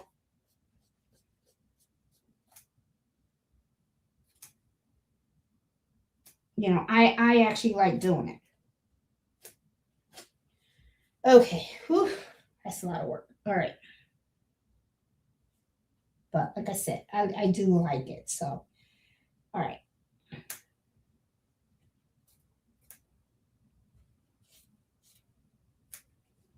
And just cut in here, cut in here. And then that's why sometimes I switch scissors, because some scissors will allow you to get to certain areas that are hard to get because of the pointing edge.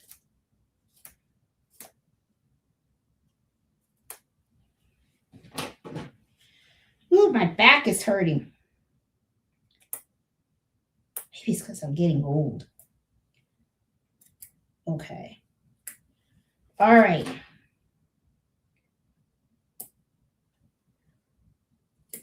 Trying to get in these little areas, and I always like to look to see if there's certain areas that I should be snipping, because I don't want them to stick out on my fabric. If, see, I forgot this area right here.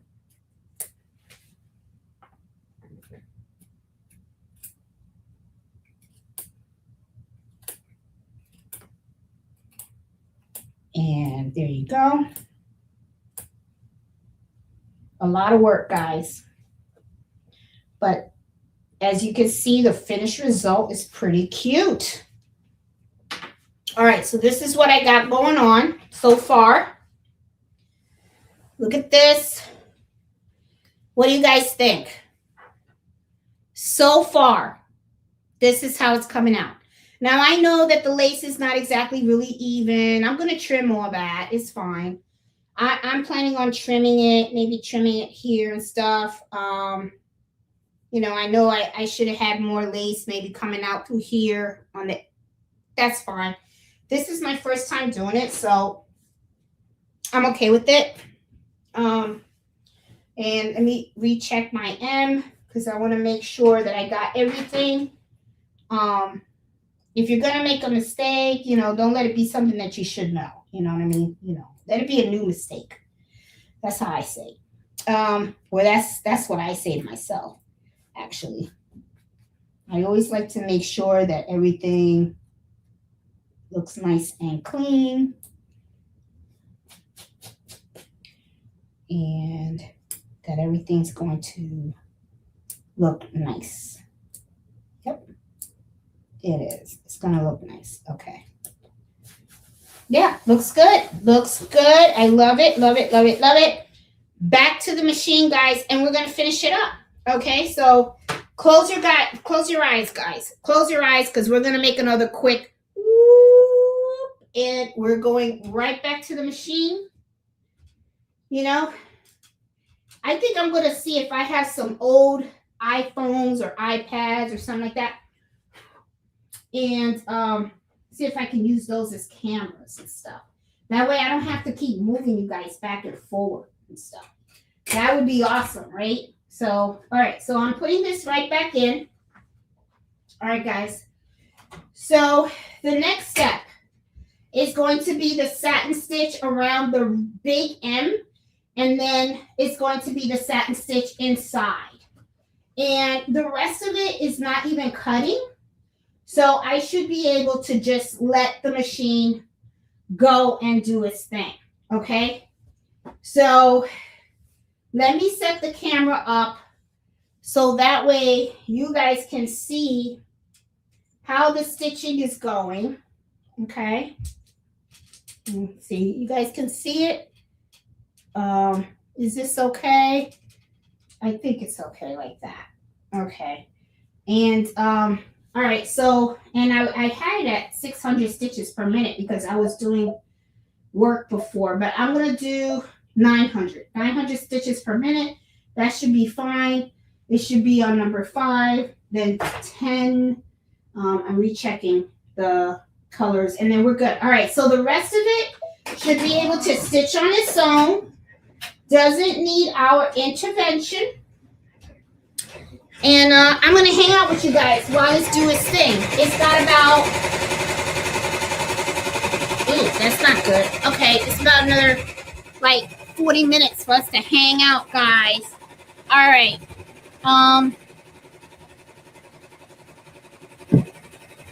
You could use... Cindy, you could use a whole bunch of different types of laces. This is just something cheap that I got off of Amazon because I just wanted to see. So as you guys can see, it's stitching really good. I'm going to keep it like that.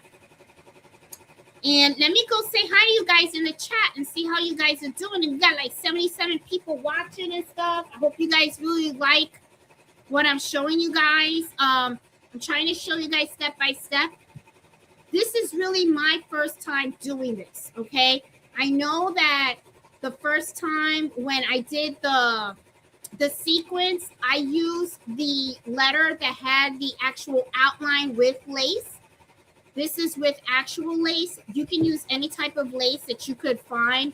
There's a lot of laces. If you go to Hobby Lobby, they have a lot of different ones. So, you know, you can take your pick. They got different colors, different styles and everything. I just picked this one because it was very flat, you know, so I figured, okay, it's flat, so that'll work for now, just to try it out. But they had other ones, and look at who's here. So let me go on the big sky. You want to say hi to everybody? Hi. Hi, what were you doing? Were you taking a nap with Daddy? You were? Oh my goodness. Okay.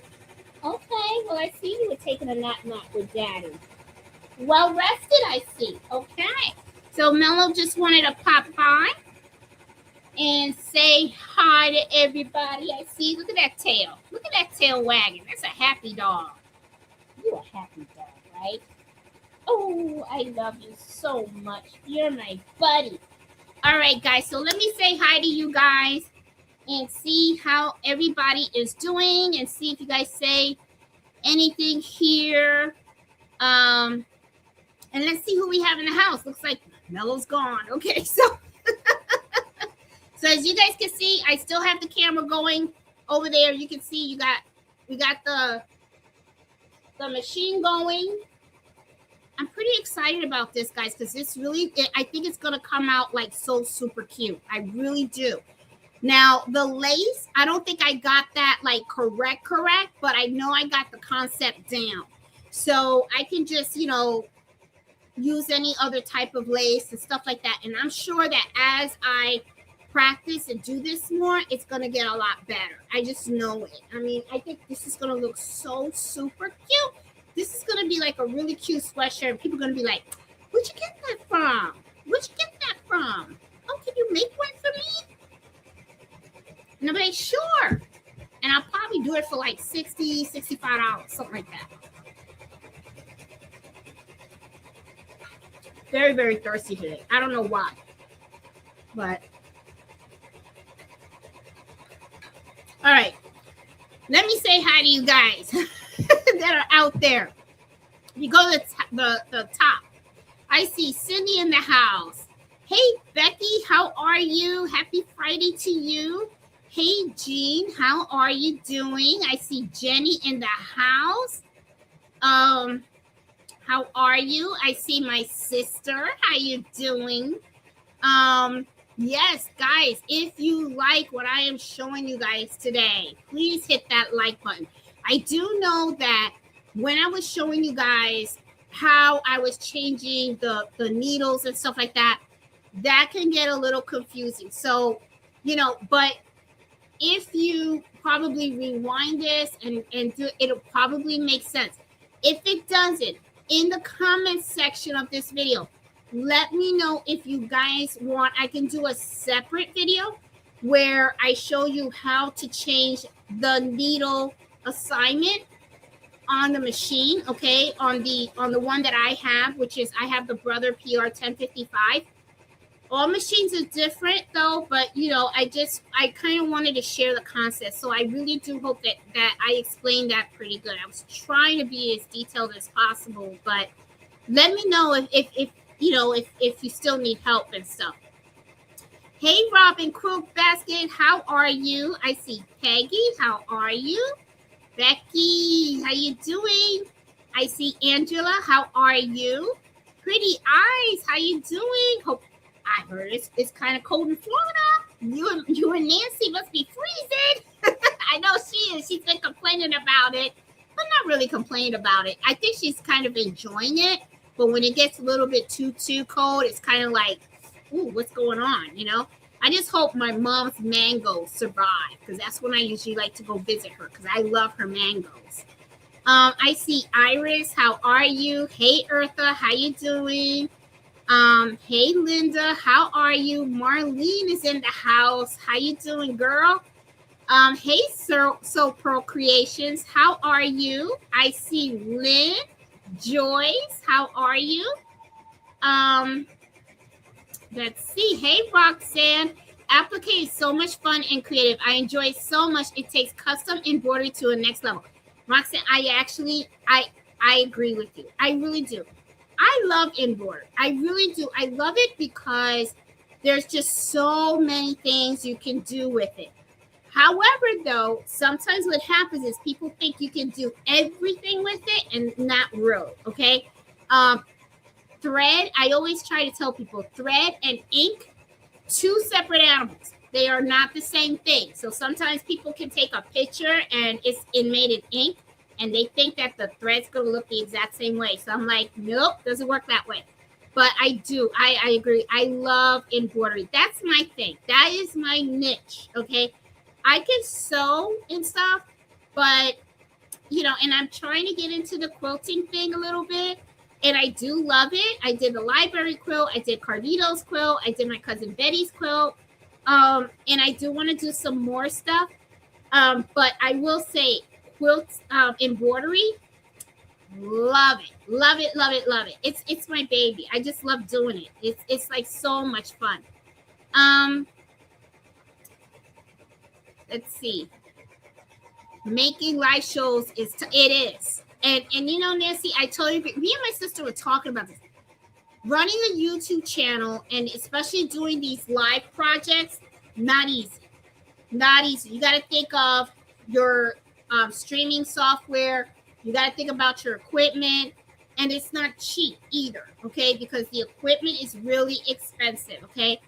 My streaming software, I pay $900 a year, an annual subscription of $900. So that tells you something right there. So when I do these videos and stuff like that, I have to use that, and it's costly. Then you got to think about the equipment, okay? The cameras, the sound, you know, it costs a lot of money to put these videos out, and even to do the live. It takes a lot. It's a lot of work. Totally agree. It's a full-time job. It really is. Totally agree.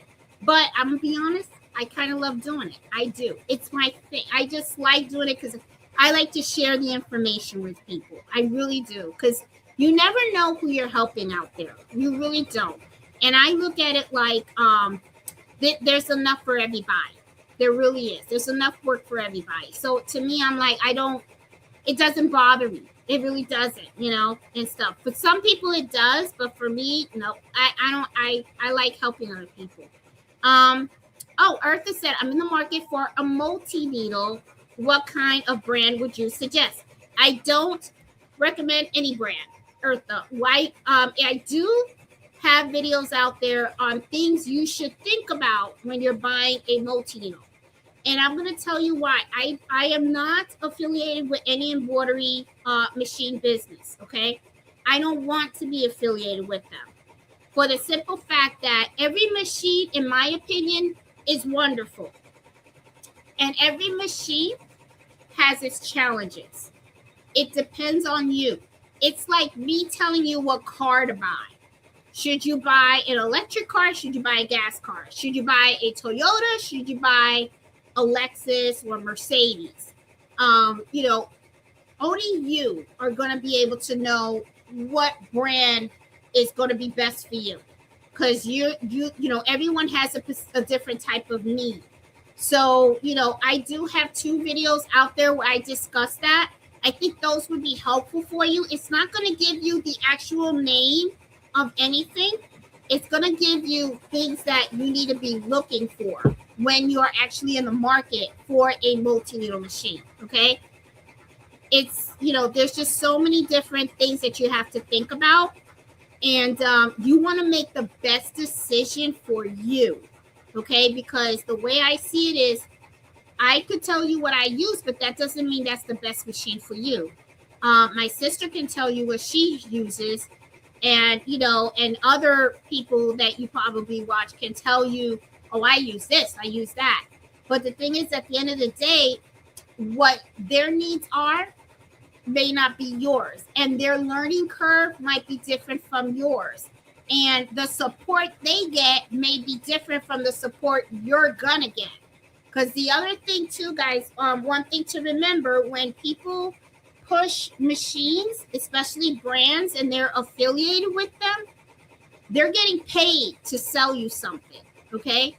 So you really don't know if they're being, you know, I don't want to say they're dishonest, but what I'm saying is they're not going to have the same experience with that machine than you are, because they advertise for that company. So when something happens with their machine, they're going to get a different type of support than what a normal customer would get. And, you know, you're going to hear good and bad for every brand. Okay. I don't care what brand you're looking at. You're going to have people that love it, and then you're going to have people that had a bad experience with it. So you just really have to do your own research, kind of similar like when you're buying a car, so that you can make the best decision for yourself. That's really, you know, I mean, I'm sorry, Eartha. I know that's probably not the answer that you wanted, but I just want you to make the best decision for yourself. And, you know, I have no problem telling you what to think about when you're trying to make that decision. And it's really to help you make the decision for you. I don't like to push brands on anyone because, like I said, everybody's different, you know, so, you know, I just want everybody to just make the best decision for themselves. I know that in our group, not everybody has the same brand. Everybody uses different brands, you know, like the Crafty Puerto Rican, she loves her Ricoma, you know, but then you guys saw I posted something online where someone had issues with their Ricoma. You know what I'm saying? So I know a lot of people that swear by it, and then there's a lot of people that just didn't like it.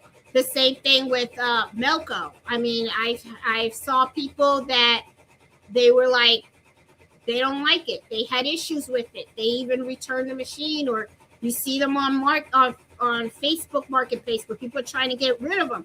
And then you have others that say that they're the best thing. So it really depends, right? So I don't like to steer people one way or another. Oh my God. So let me make this bigger, because look at how that is looking, guys. I mean, I don't know about you guys, but that looks really nice. That looks really nice. I just want to take a look.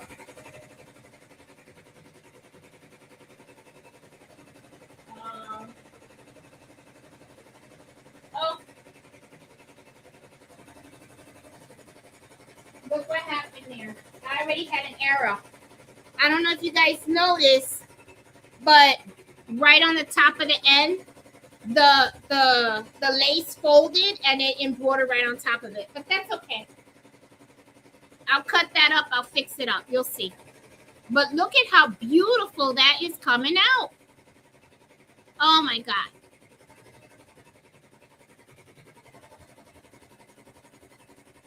That looks really nice.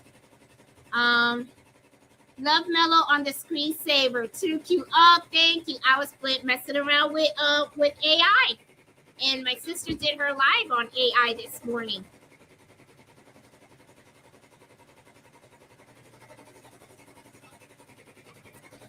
Everybody likes it. Okay, I did not use any of the stitch artists for this, Lynn. It's just if you have in Brilliance Essentials, that's enough, because all I did was I just used my my font, and and that was it. I just bought the double applique font. I did not create that font. That's something that I bought, and I will put the link in this video description of where you can get that font that I'm using. So but look at how gorgeous this is coming out. Really nice, guys. Hey Jackie, how you doing? So Lynn, no stitch artist 1, 2, or 3. Did not use stitch artists at all. This is all in Brilliance Essentials. You can do this with Brilliance Essentials, okay? Hey Danielle, how are you? How you doing? Hey Joyce, how are you? I see Emma in the house. How you doing? Everybody saying hi to each other. Oh my God, that is really coming out cute. I really like, I'm going to be rocking this shirt, guys. I really am going to be rocking this shirt. I could see it now. Because he do act like a human. He does. Oh my God, Iris. He thinks he is a person. He thinks he's a kid. He really does. And I go like, me and Fred treat him like a child. We do. That's like our baby boy. It's like Fred said, he's a 2-year-old. Love that font. I will. Okay. Question. Okay. How do you do the placement stitch twice to lay the lace? Marlene, what I did was I just went right back to that stitch, to that placement. I mean, okay, you know how it does the first, the first it stitches out the M, right? Then I put the lace. All I did was I hit that that button where, you can go back or forward. Hit that button and then go back to 0. Go back to 0. So that means you're starting the whole design all over again. And then it's going to redo the M and it's going to stitch down on the lace. That's how I did that. All you're doing is just redoing that step. That's all you're going to do. Hey, Elizabeth, how are you? How you doing? Thank you for these videos. Oh, you're welcome. You're welcome. I'm glad that you guys like this stuff. I got to be honest, I like it too because it kind of forces me to try something that is looking so nice. Oh my God, look at that. Look at that. You guys cannot tell me that this would not make a cute Mother's Day gift. And then think about it. I put Carlito's name and I put Mello's name in the front of the shirt. So you know how like we did like putting the names on the sleeves? You don't even have to do that. Just put the name on top of the M. Just get the small little fonts, and you can do the fonts and the names in different fonts and stuff like that, and put them all on the M. Look how pretty that is. That looks gorgeous. Now there is a mistake on there, and when I take it out, I'm gonna show you the mistake, but we're gonna fix that. I mean, and remember, this is the first time that I'm doing this, and I'm sure that when we all do this for the first time, that's when you start learning from your little mistakes, right? And then when you start doing it more and more and more, golden, it's going to be so easy that you guys are going to be like, oh, I can do this with my eyes closed. I don't think so, but you know what I mean, okay? Isn't that cool? So let's see. It's going to cover the lace if you laid the fabric after. Oh, yep, that's when we were talking about the order of things. Yeah, and thank goodness I rethought that, right, Marlene? I said, wait a minute, the lace has to come down first, then the fabric. Because if I would have put the fabric and then the lace, The lace with a show. You're right. Goes on the outside. Yep.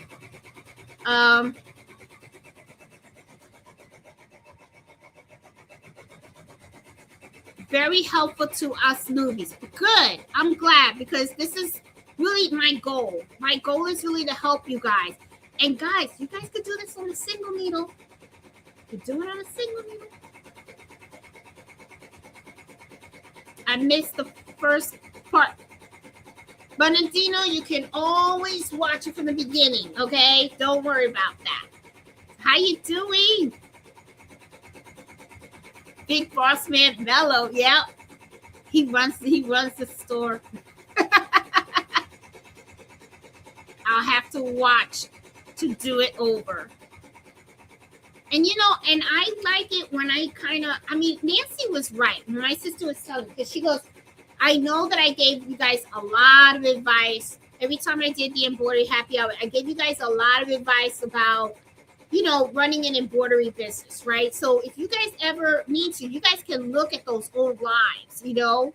And you guys know, I know they're long, you know, I talk a lot. But, you know, the first hour, I always try to just tell you guys the topic, right? And then the rest of it is mostly me hanging out with you guys. Now we're just hanging out because we're waiting for this to finish. But I'm going to tell you something that looks hot. Oh my God. It looks, I really love the colors that I picked. I think the colors are perfect. They look beautiful. Oh my God. This looks really, really, really good. I love it. I just love it.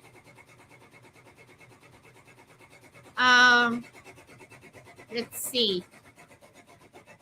It looks like a baby blanket you get at the hospital.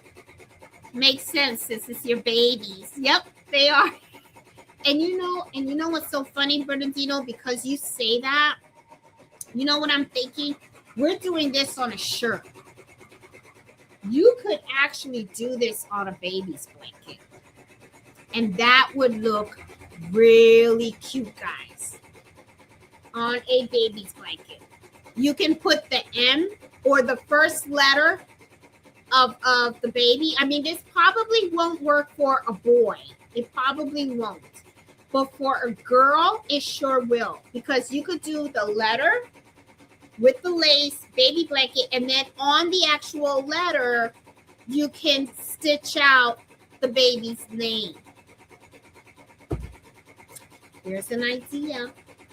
There's an idea. And and you know, because this is the thing, it's all about uniqueness. It really is. And that's the thing that I love about embroidery. I'm so passionate about that.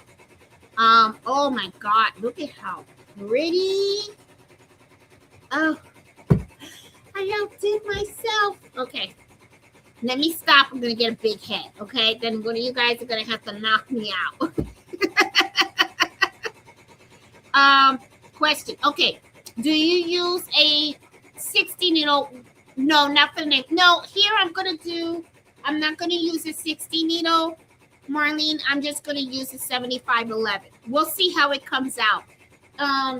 It is a little bit less than half an inch, but I don't think it's so small or tiny that I'm going to need 60 weight thread and another needle. But let's see. I could be wrong. Let's see. I mean, we'll see. And it's going to be interesting to find out how the names come out. But oh my God, that looks delicious. I love it. I love it. I have a problem, so many to choose from. And it's short. Yep. Same thing here. And you know what's funny is sometimes you'll play with the ideas. And that's why I'm saying, you know, like embroidery, you know, I see people all the time. It's like they sell themselves short. You know, it's like they just lower the price. And a lot of times you see beautiful work, but they're trying to compete out there. And, you know, what they're doing is they're lowering their prices. And I'm like, these people are not making money. They're not getting their true value of their skill set. But, oh my God, look at that. That looks gorgeous. That looks really, really, really good. And it's almost done. After the M, then it's gonna do the then it does the names, and then it's gonna do the A and the accent, and it's gonna look gorgeous on that shirt. It really is. It's gonna look gorgeous on my shirt. So I know what I'm wearing tomorrow. I'm gonna be wearing this. Oh my goodness, it's gonna look so cute. I just love it. And I stopped, yep, because they don't really go away. Exactly, Iris. And that's the thing too. I mean, there are so many times that I have used those, because I remember at one time I used to embroider laptop bags, right, for laptops. And I was using those marking pens to mark the center of the laptop bag. But then I saw they kept coming back. The marking, the X kept coming back. I said, this isn't going to work. And then, and think about it. If a customer lives somewhere cold and they have their laptop and they look at it, they're going to be like, oh, beautiful embroidery, but they're going to see the marking. And that's not good. That's not good. So I stopped using that. I really did. Miss Jeanette, better quit talking like that.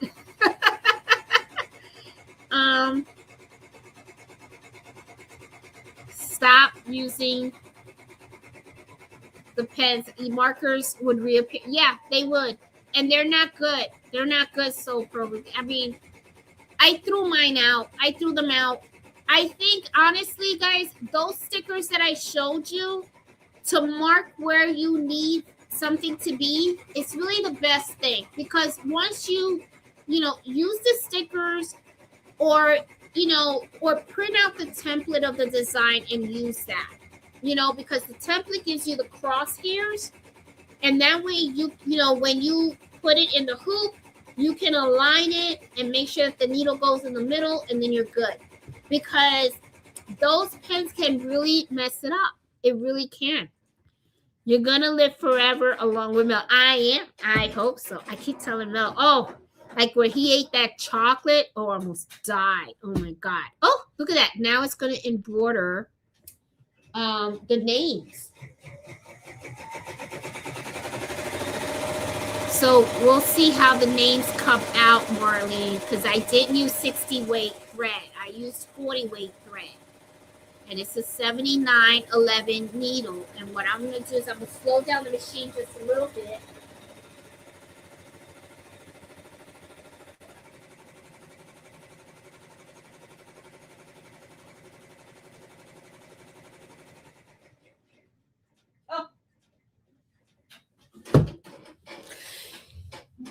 It's gorgeous. Gorgeous. Oh my God. Wow. The only thing that's bad about this is that the part of the M that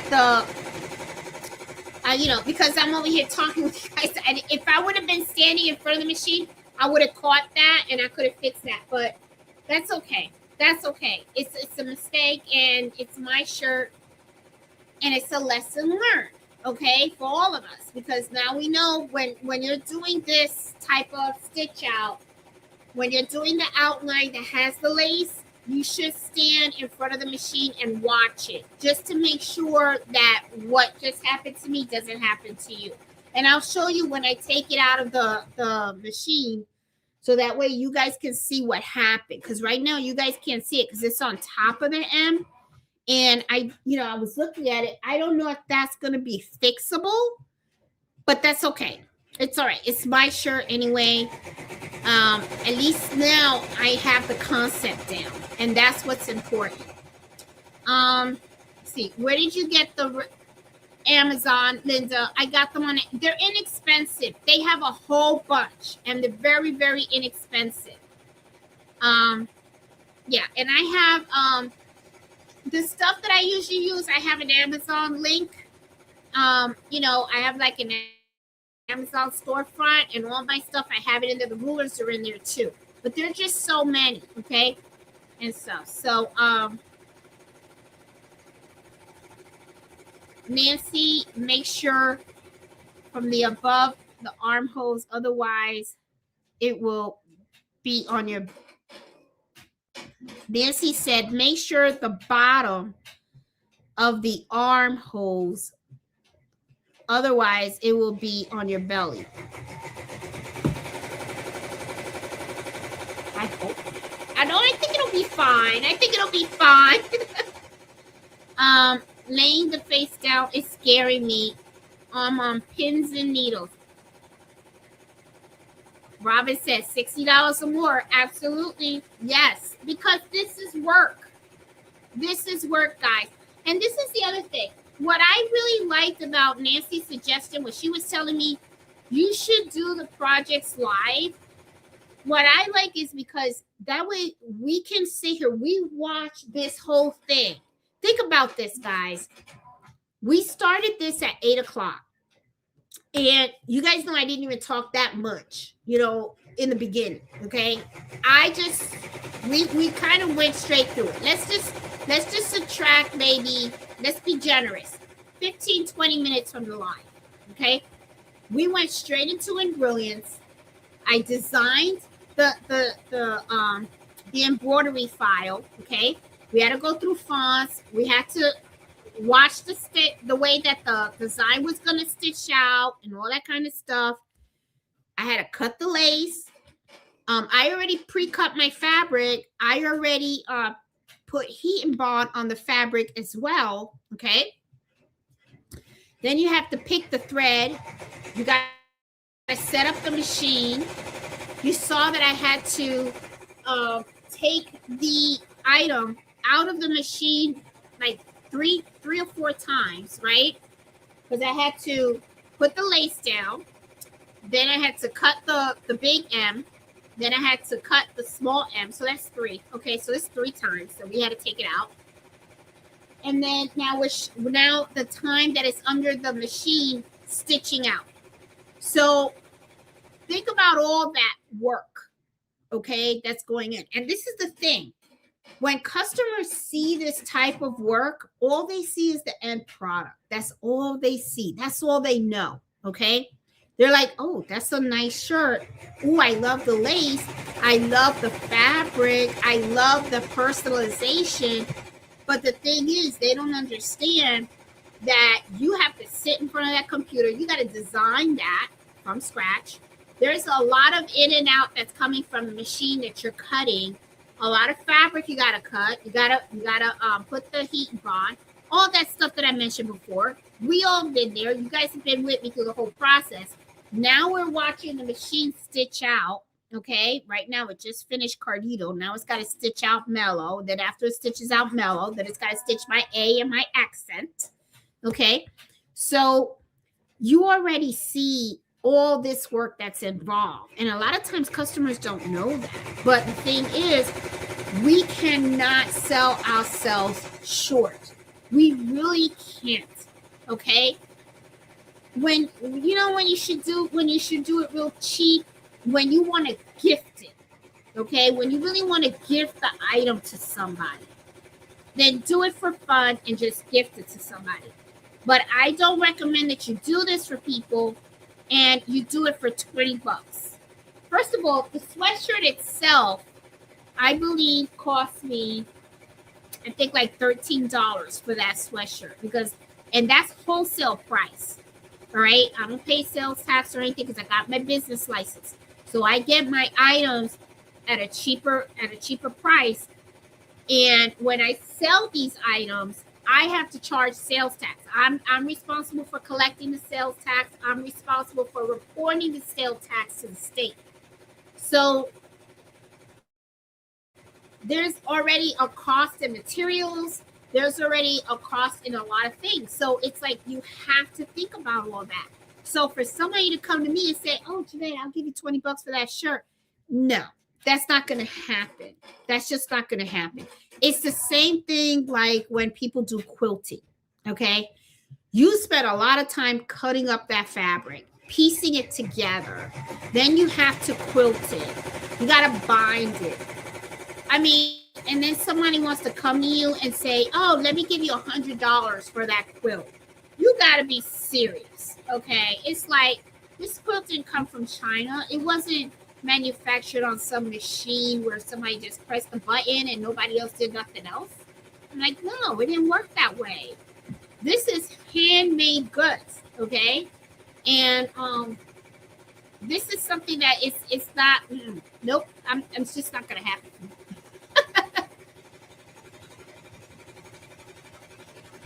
Hey, Marsha, how you doing? Welcome. That's a lot of work. It is. I get so angry when I accidentally cut the material. It's happened to all of us, Iris. It's happened to all. But you know what you do? Just take your time. That's what I do. Just take your time, enjoy it. Like right now, I already know that I could not sell that to anybody because I know there's a big mistake on the end. When I take it out on the machine, you guys will see it. But the thing is, it's a lesson learned for me. It's just for me, I'm fine. But if there is something wrong with that, so but it happens to everybody. We all go through it. Just take your time. Go slow, Iris. Go slow. And you know, one of the things that I say, enjoy the process. Just enjoy it. Enjoy using the machine.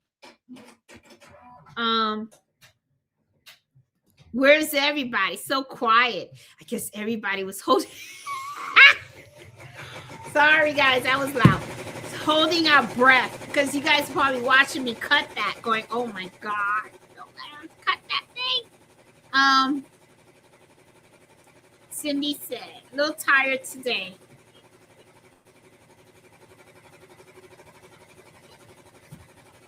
Yeah, that's sad.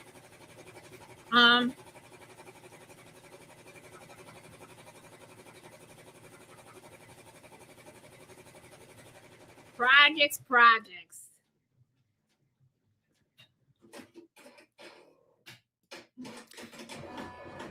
On the scan and cut. Yep. Okay, now we're doing the A. We are almost at the end, guys.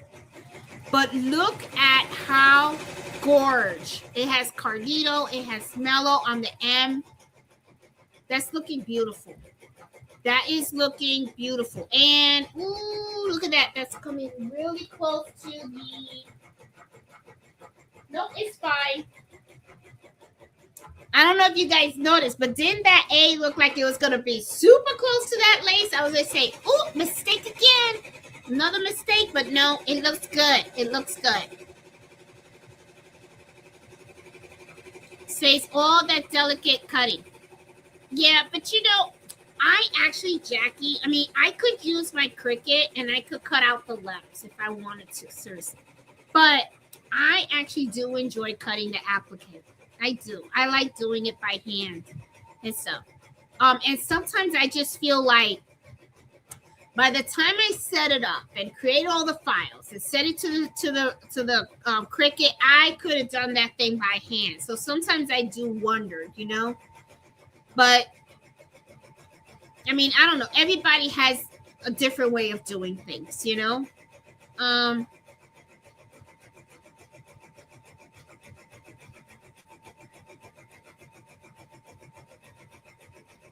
Let's see. Going. Hey, Sandy. I wanted to try this. Happy you did it first. You're doing a great job. I'm holding till the end result. Oh, hey, Sandy.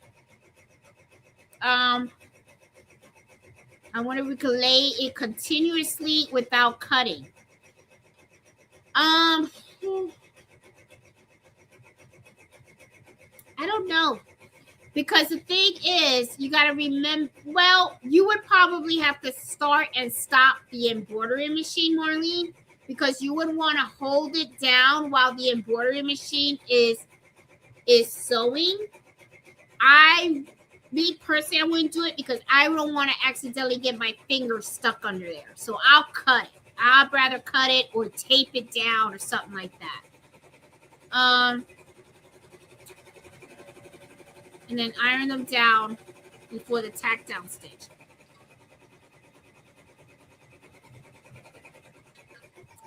Yes, I see some people do that. They take a small iron and they just go and iron it. I've seen that. I just don't have the iron with me right now and stuff. I mean, I did put the heat and bond light on there, but I'll just iron it later. I just wanted to see how it would come out. And I think now I just have the accent done, and then we're good. Hilarious. Yep. I can't wait till I get my Save Mr. H shirt.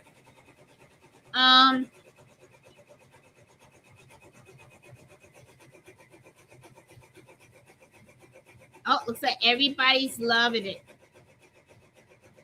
Oh, okay.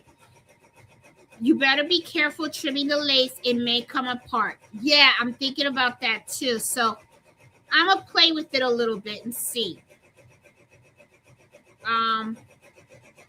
Because it is a little flimsy, that lace. So we'll see. Let's just take a look at it and see.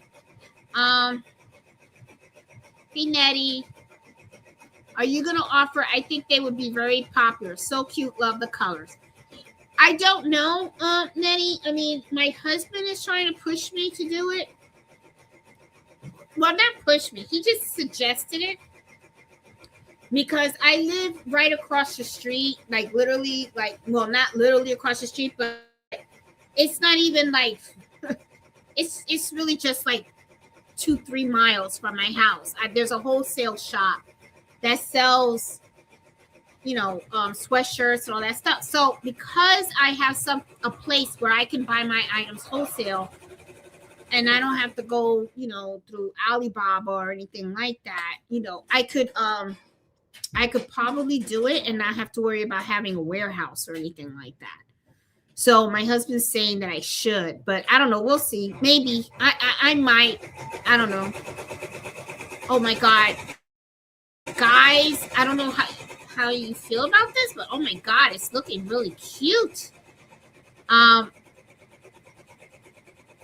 Oh, you're welcome, AMG. I'm glad you like what I'm showing you guys. It's done. It's done. It's done. Okay. All right, guys. So let's take this to the cutting table. Let's see what it really looks like. All right. So, and I want to show you guys. Okay, here we go again. Hello. Here we go again. All right. Sorry, guys. I know. The moving back and forward, it's like, ugh. But I'm doing the best I can. I think I'm improving, though, from when I first started YouTube with all the cameras. I mean, not having the cameras and stuff, I'm improving. But, yeah. So, guys, oh, my God. Look at this. Look at this now. Look at the mistake right here. See how right here? See how this kind of like folded in there? So that's a mistake right there. Okay. So, but everything else, and then right here, see, there's no lace here. So there should be lace there, and there's no lace there. So I messed up there too. But overall, for the first time doing this, guys, for the first time, even though I know I kind of screwed up here a little bit, and this is right here, I don't think I did bad. I don't think I did bad. And the colors came out really cute. This, I think I should have moved it over just a little bit. Okay, because you see how this came over to the pink. Okay, but that's just me being really super nitpicky. But overall, I think it did okay. Now, I am going to snip this here. And I don't think, yeah, me snipping this is not going to make this higher. So, that's fine. That's fine. Let me take this out. And let me put this like this. Hold on. Because the magnets, tell you, everything's all magnet and stuff. Okay, all right. And let me take this out. Now, somebody one time had asked, how do you cut your stabilizer? Okay, so let me show you guys how I do it.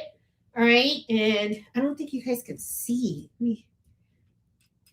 There you go. All right, let me show you guys how I do it. All right, now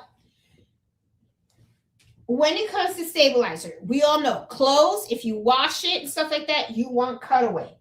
Now, what do I do to cut? When you are cutting this type of thing, of stabilizer, what you want to do is you want to cut around, but you want to cut the excess off. Do not cut too close to the stitches because you can accidentally cut those stitches. Okay? You can cut close, but don't go too close. All right? Yeah, I'll show you how I do it. Because what happens is you can cut those stitches and then the embroidery becomes undone. I have seen people do that. Okay? And then they get upset and they're like, what the hell happened to my embroidery? Like right here, see, this is how I cut it. Okay? You cut around it. You notice how I'm not close to it. Now, if I want, I can cut in here, but why? You know what I'm saying? You know, you can cut in here and then try to cut a little closer and stuff, but just leave it alone. It's fine. It's fine. It's not hurting anybody and stuff like that. So, you know, don't make things harder for yourself, all right?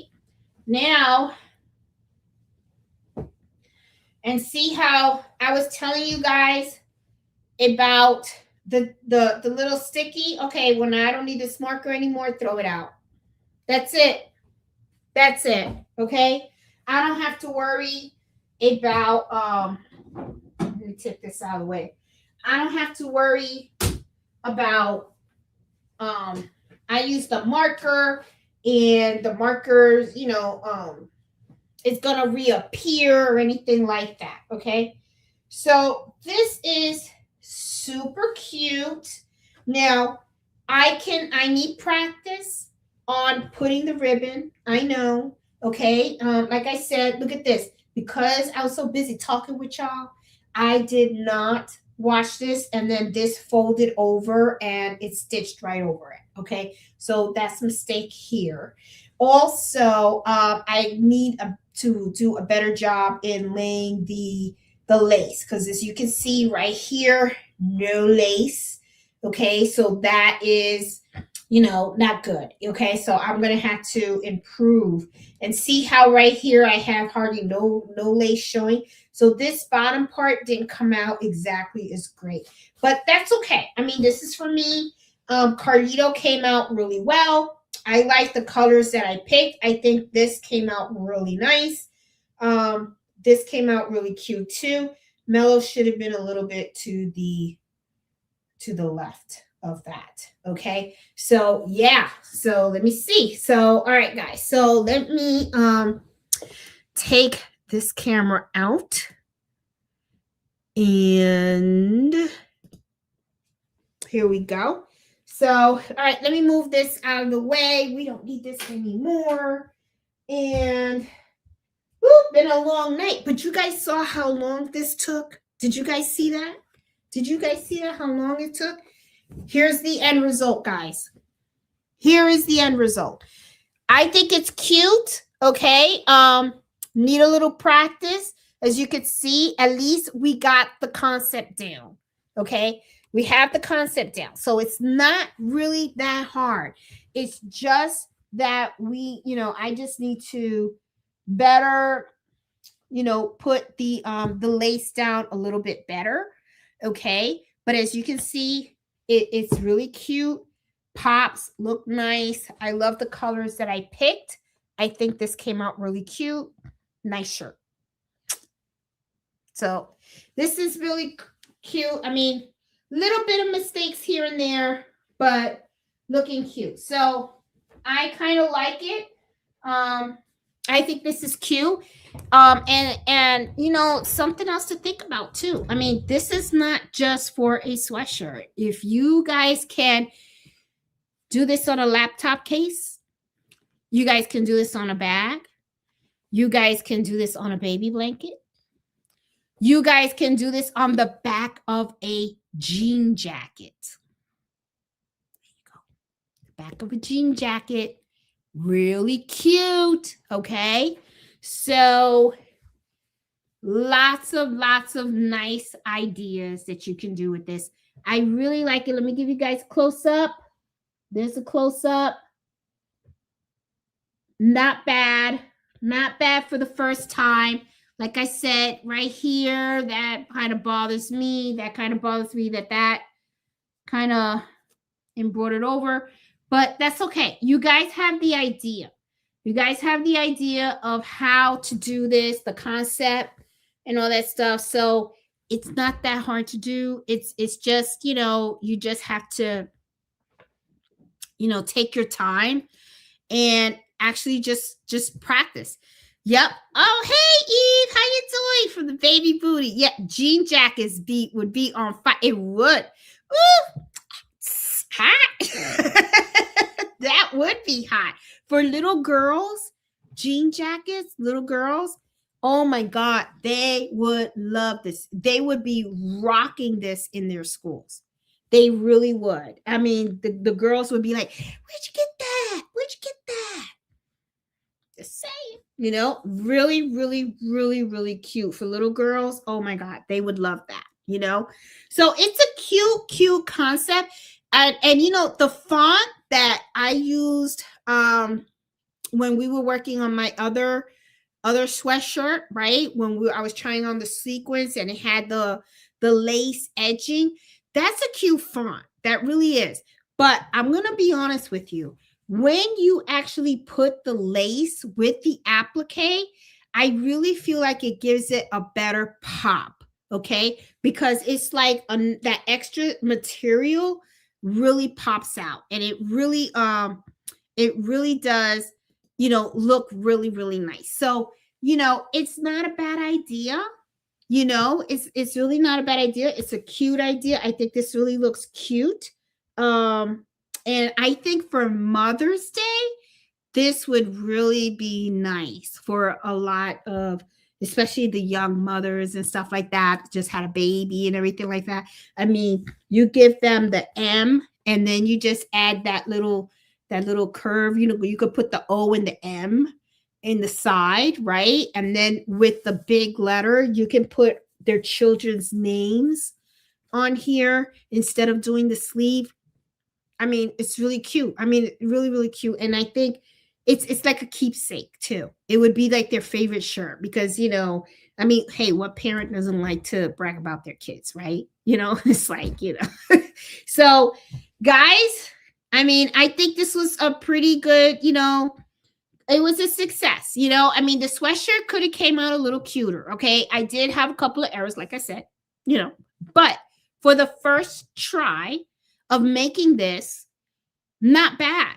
I don't think this was really bad. I mean, this is how you learn, right? It's like you try new things and then, you're going to make errors. And I'm sure the next time I do this, I'm not going to be making the same errors because now I'm going to be more conscientious about where I'm placing my lace. Okay. And when when it's doing the satin stitch on the outer for where the lace is, believe me, I'll be standing in front of that machine to make sure that the lace doesn't fold and get stitched on top. So, this was a really good lessons learned. It really was. It's a really good lesson learned. And I'm still going to be rocking this because I'll be like, this is my first lace applique embroidery, real lace, not the lace font, the real lace. So I think this really came out super cute. And I mean, not bad idea. And this is really giving me a lot of thought about where you can do this, so guys, not bad. So I'm really glad you guys joined me tonight because I was able to show you guys step by step how I did this. And at the same time, you guys were able to learn with me about some of the things. And I hope you enjoyed this project. It is late. Look, guys, look at that. 2 hours and a half. Now let's take out 20 minutes. Well, 2 hours, 40 minutes. Let's take out 20 minutes. So that's like, let's say 2 hours to make this shirt from scratch, from beginning to end. So the question of the night is, somebody ask you to make this? How much would you charge? Okay. I know it ain't going to be no $10, $15 because if somebody asks you to make that for $10, $15, I know what you guys are going to say. Not no, hell no. Hell no to the knob. Nope, nope, nope. It ain't going to happen. Not in my lifetime. Nope. Just say no. Okay. Because this was too much work. And think about it. Now I have the heat and bond. Still got to press it. Still haven't pressed it yet. So yeah, but I like it. I think this came out really, really super cute. So guys, I am going to say good night, okay? Because it is late and everything. Thank you so much for hanging out with me while I tried this new method. Love it. I think it was a good success. It was a lessons learned. You guys have a good one, and I will see you next Friday with another project that we're going to try together. So I will talk to you guys later. You guys have a good one. Stay warm, stay safe, and I will see you guys next Friday. So I'll talk to you guys later. Bye.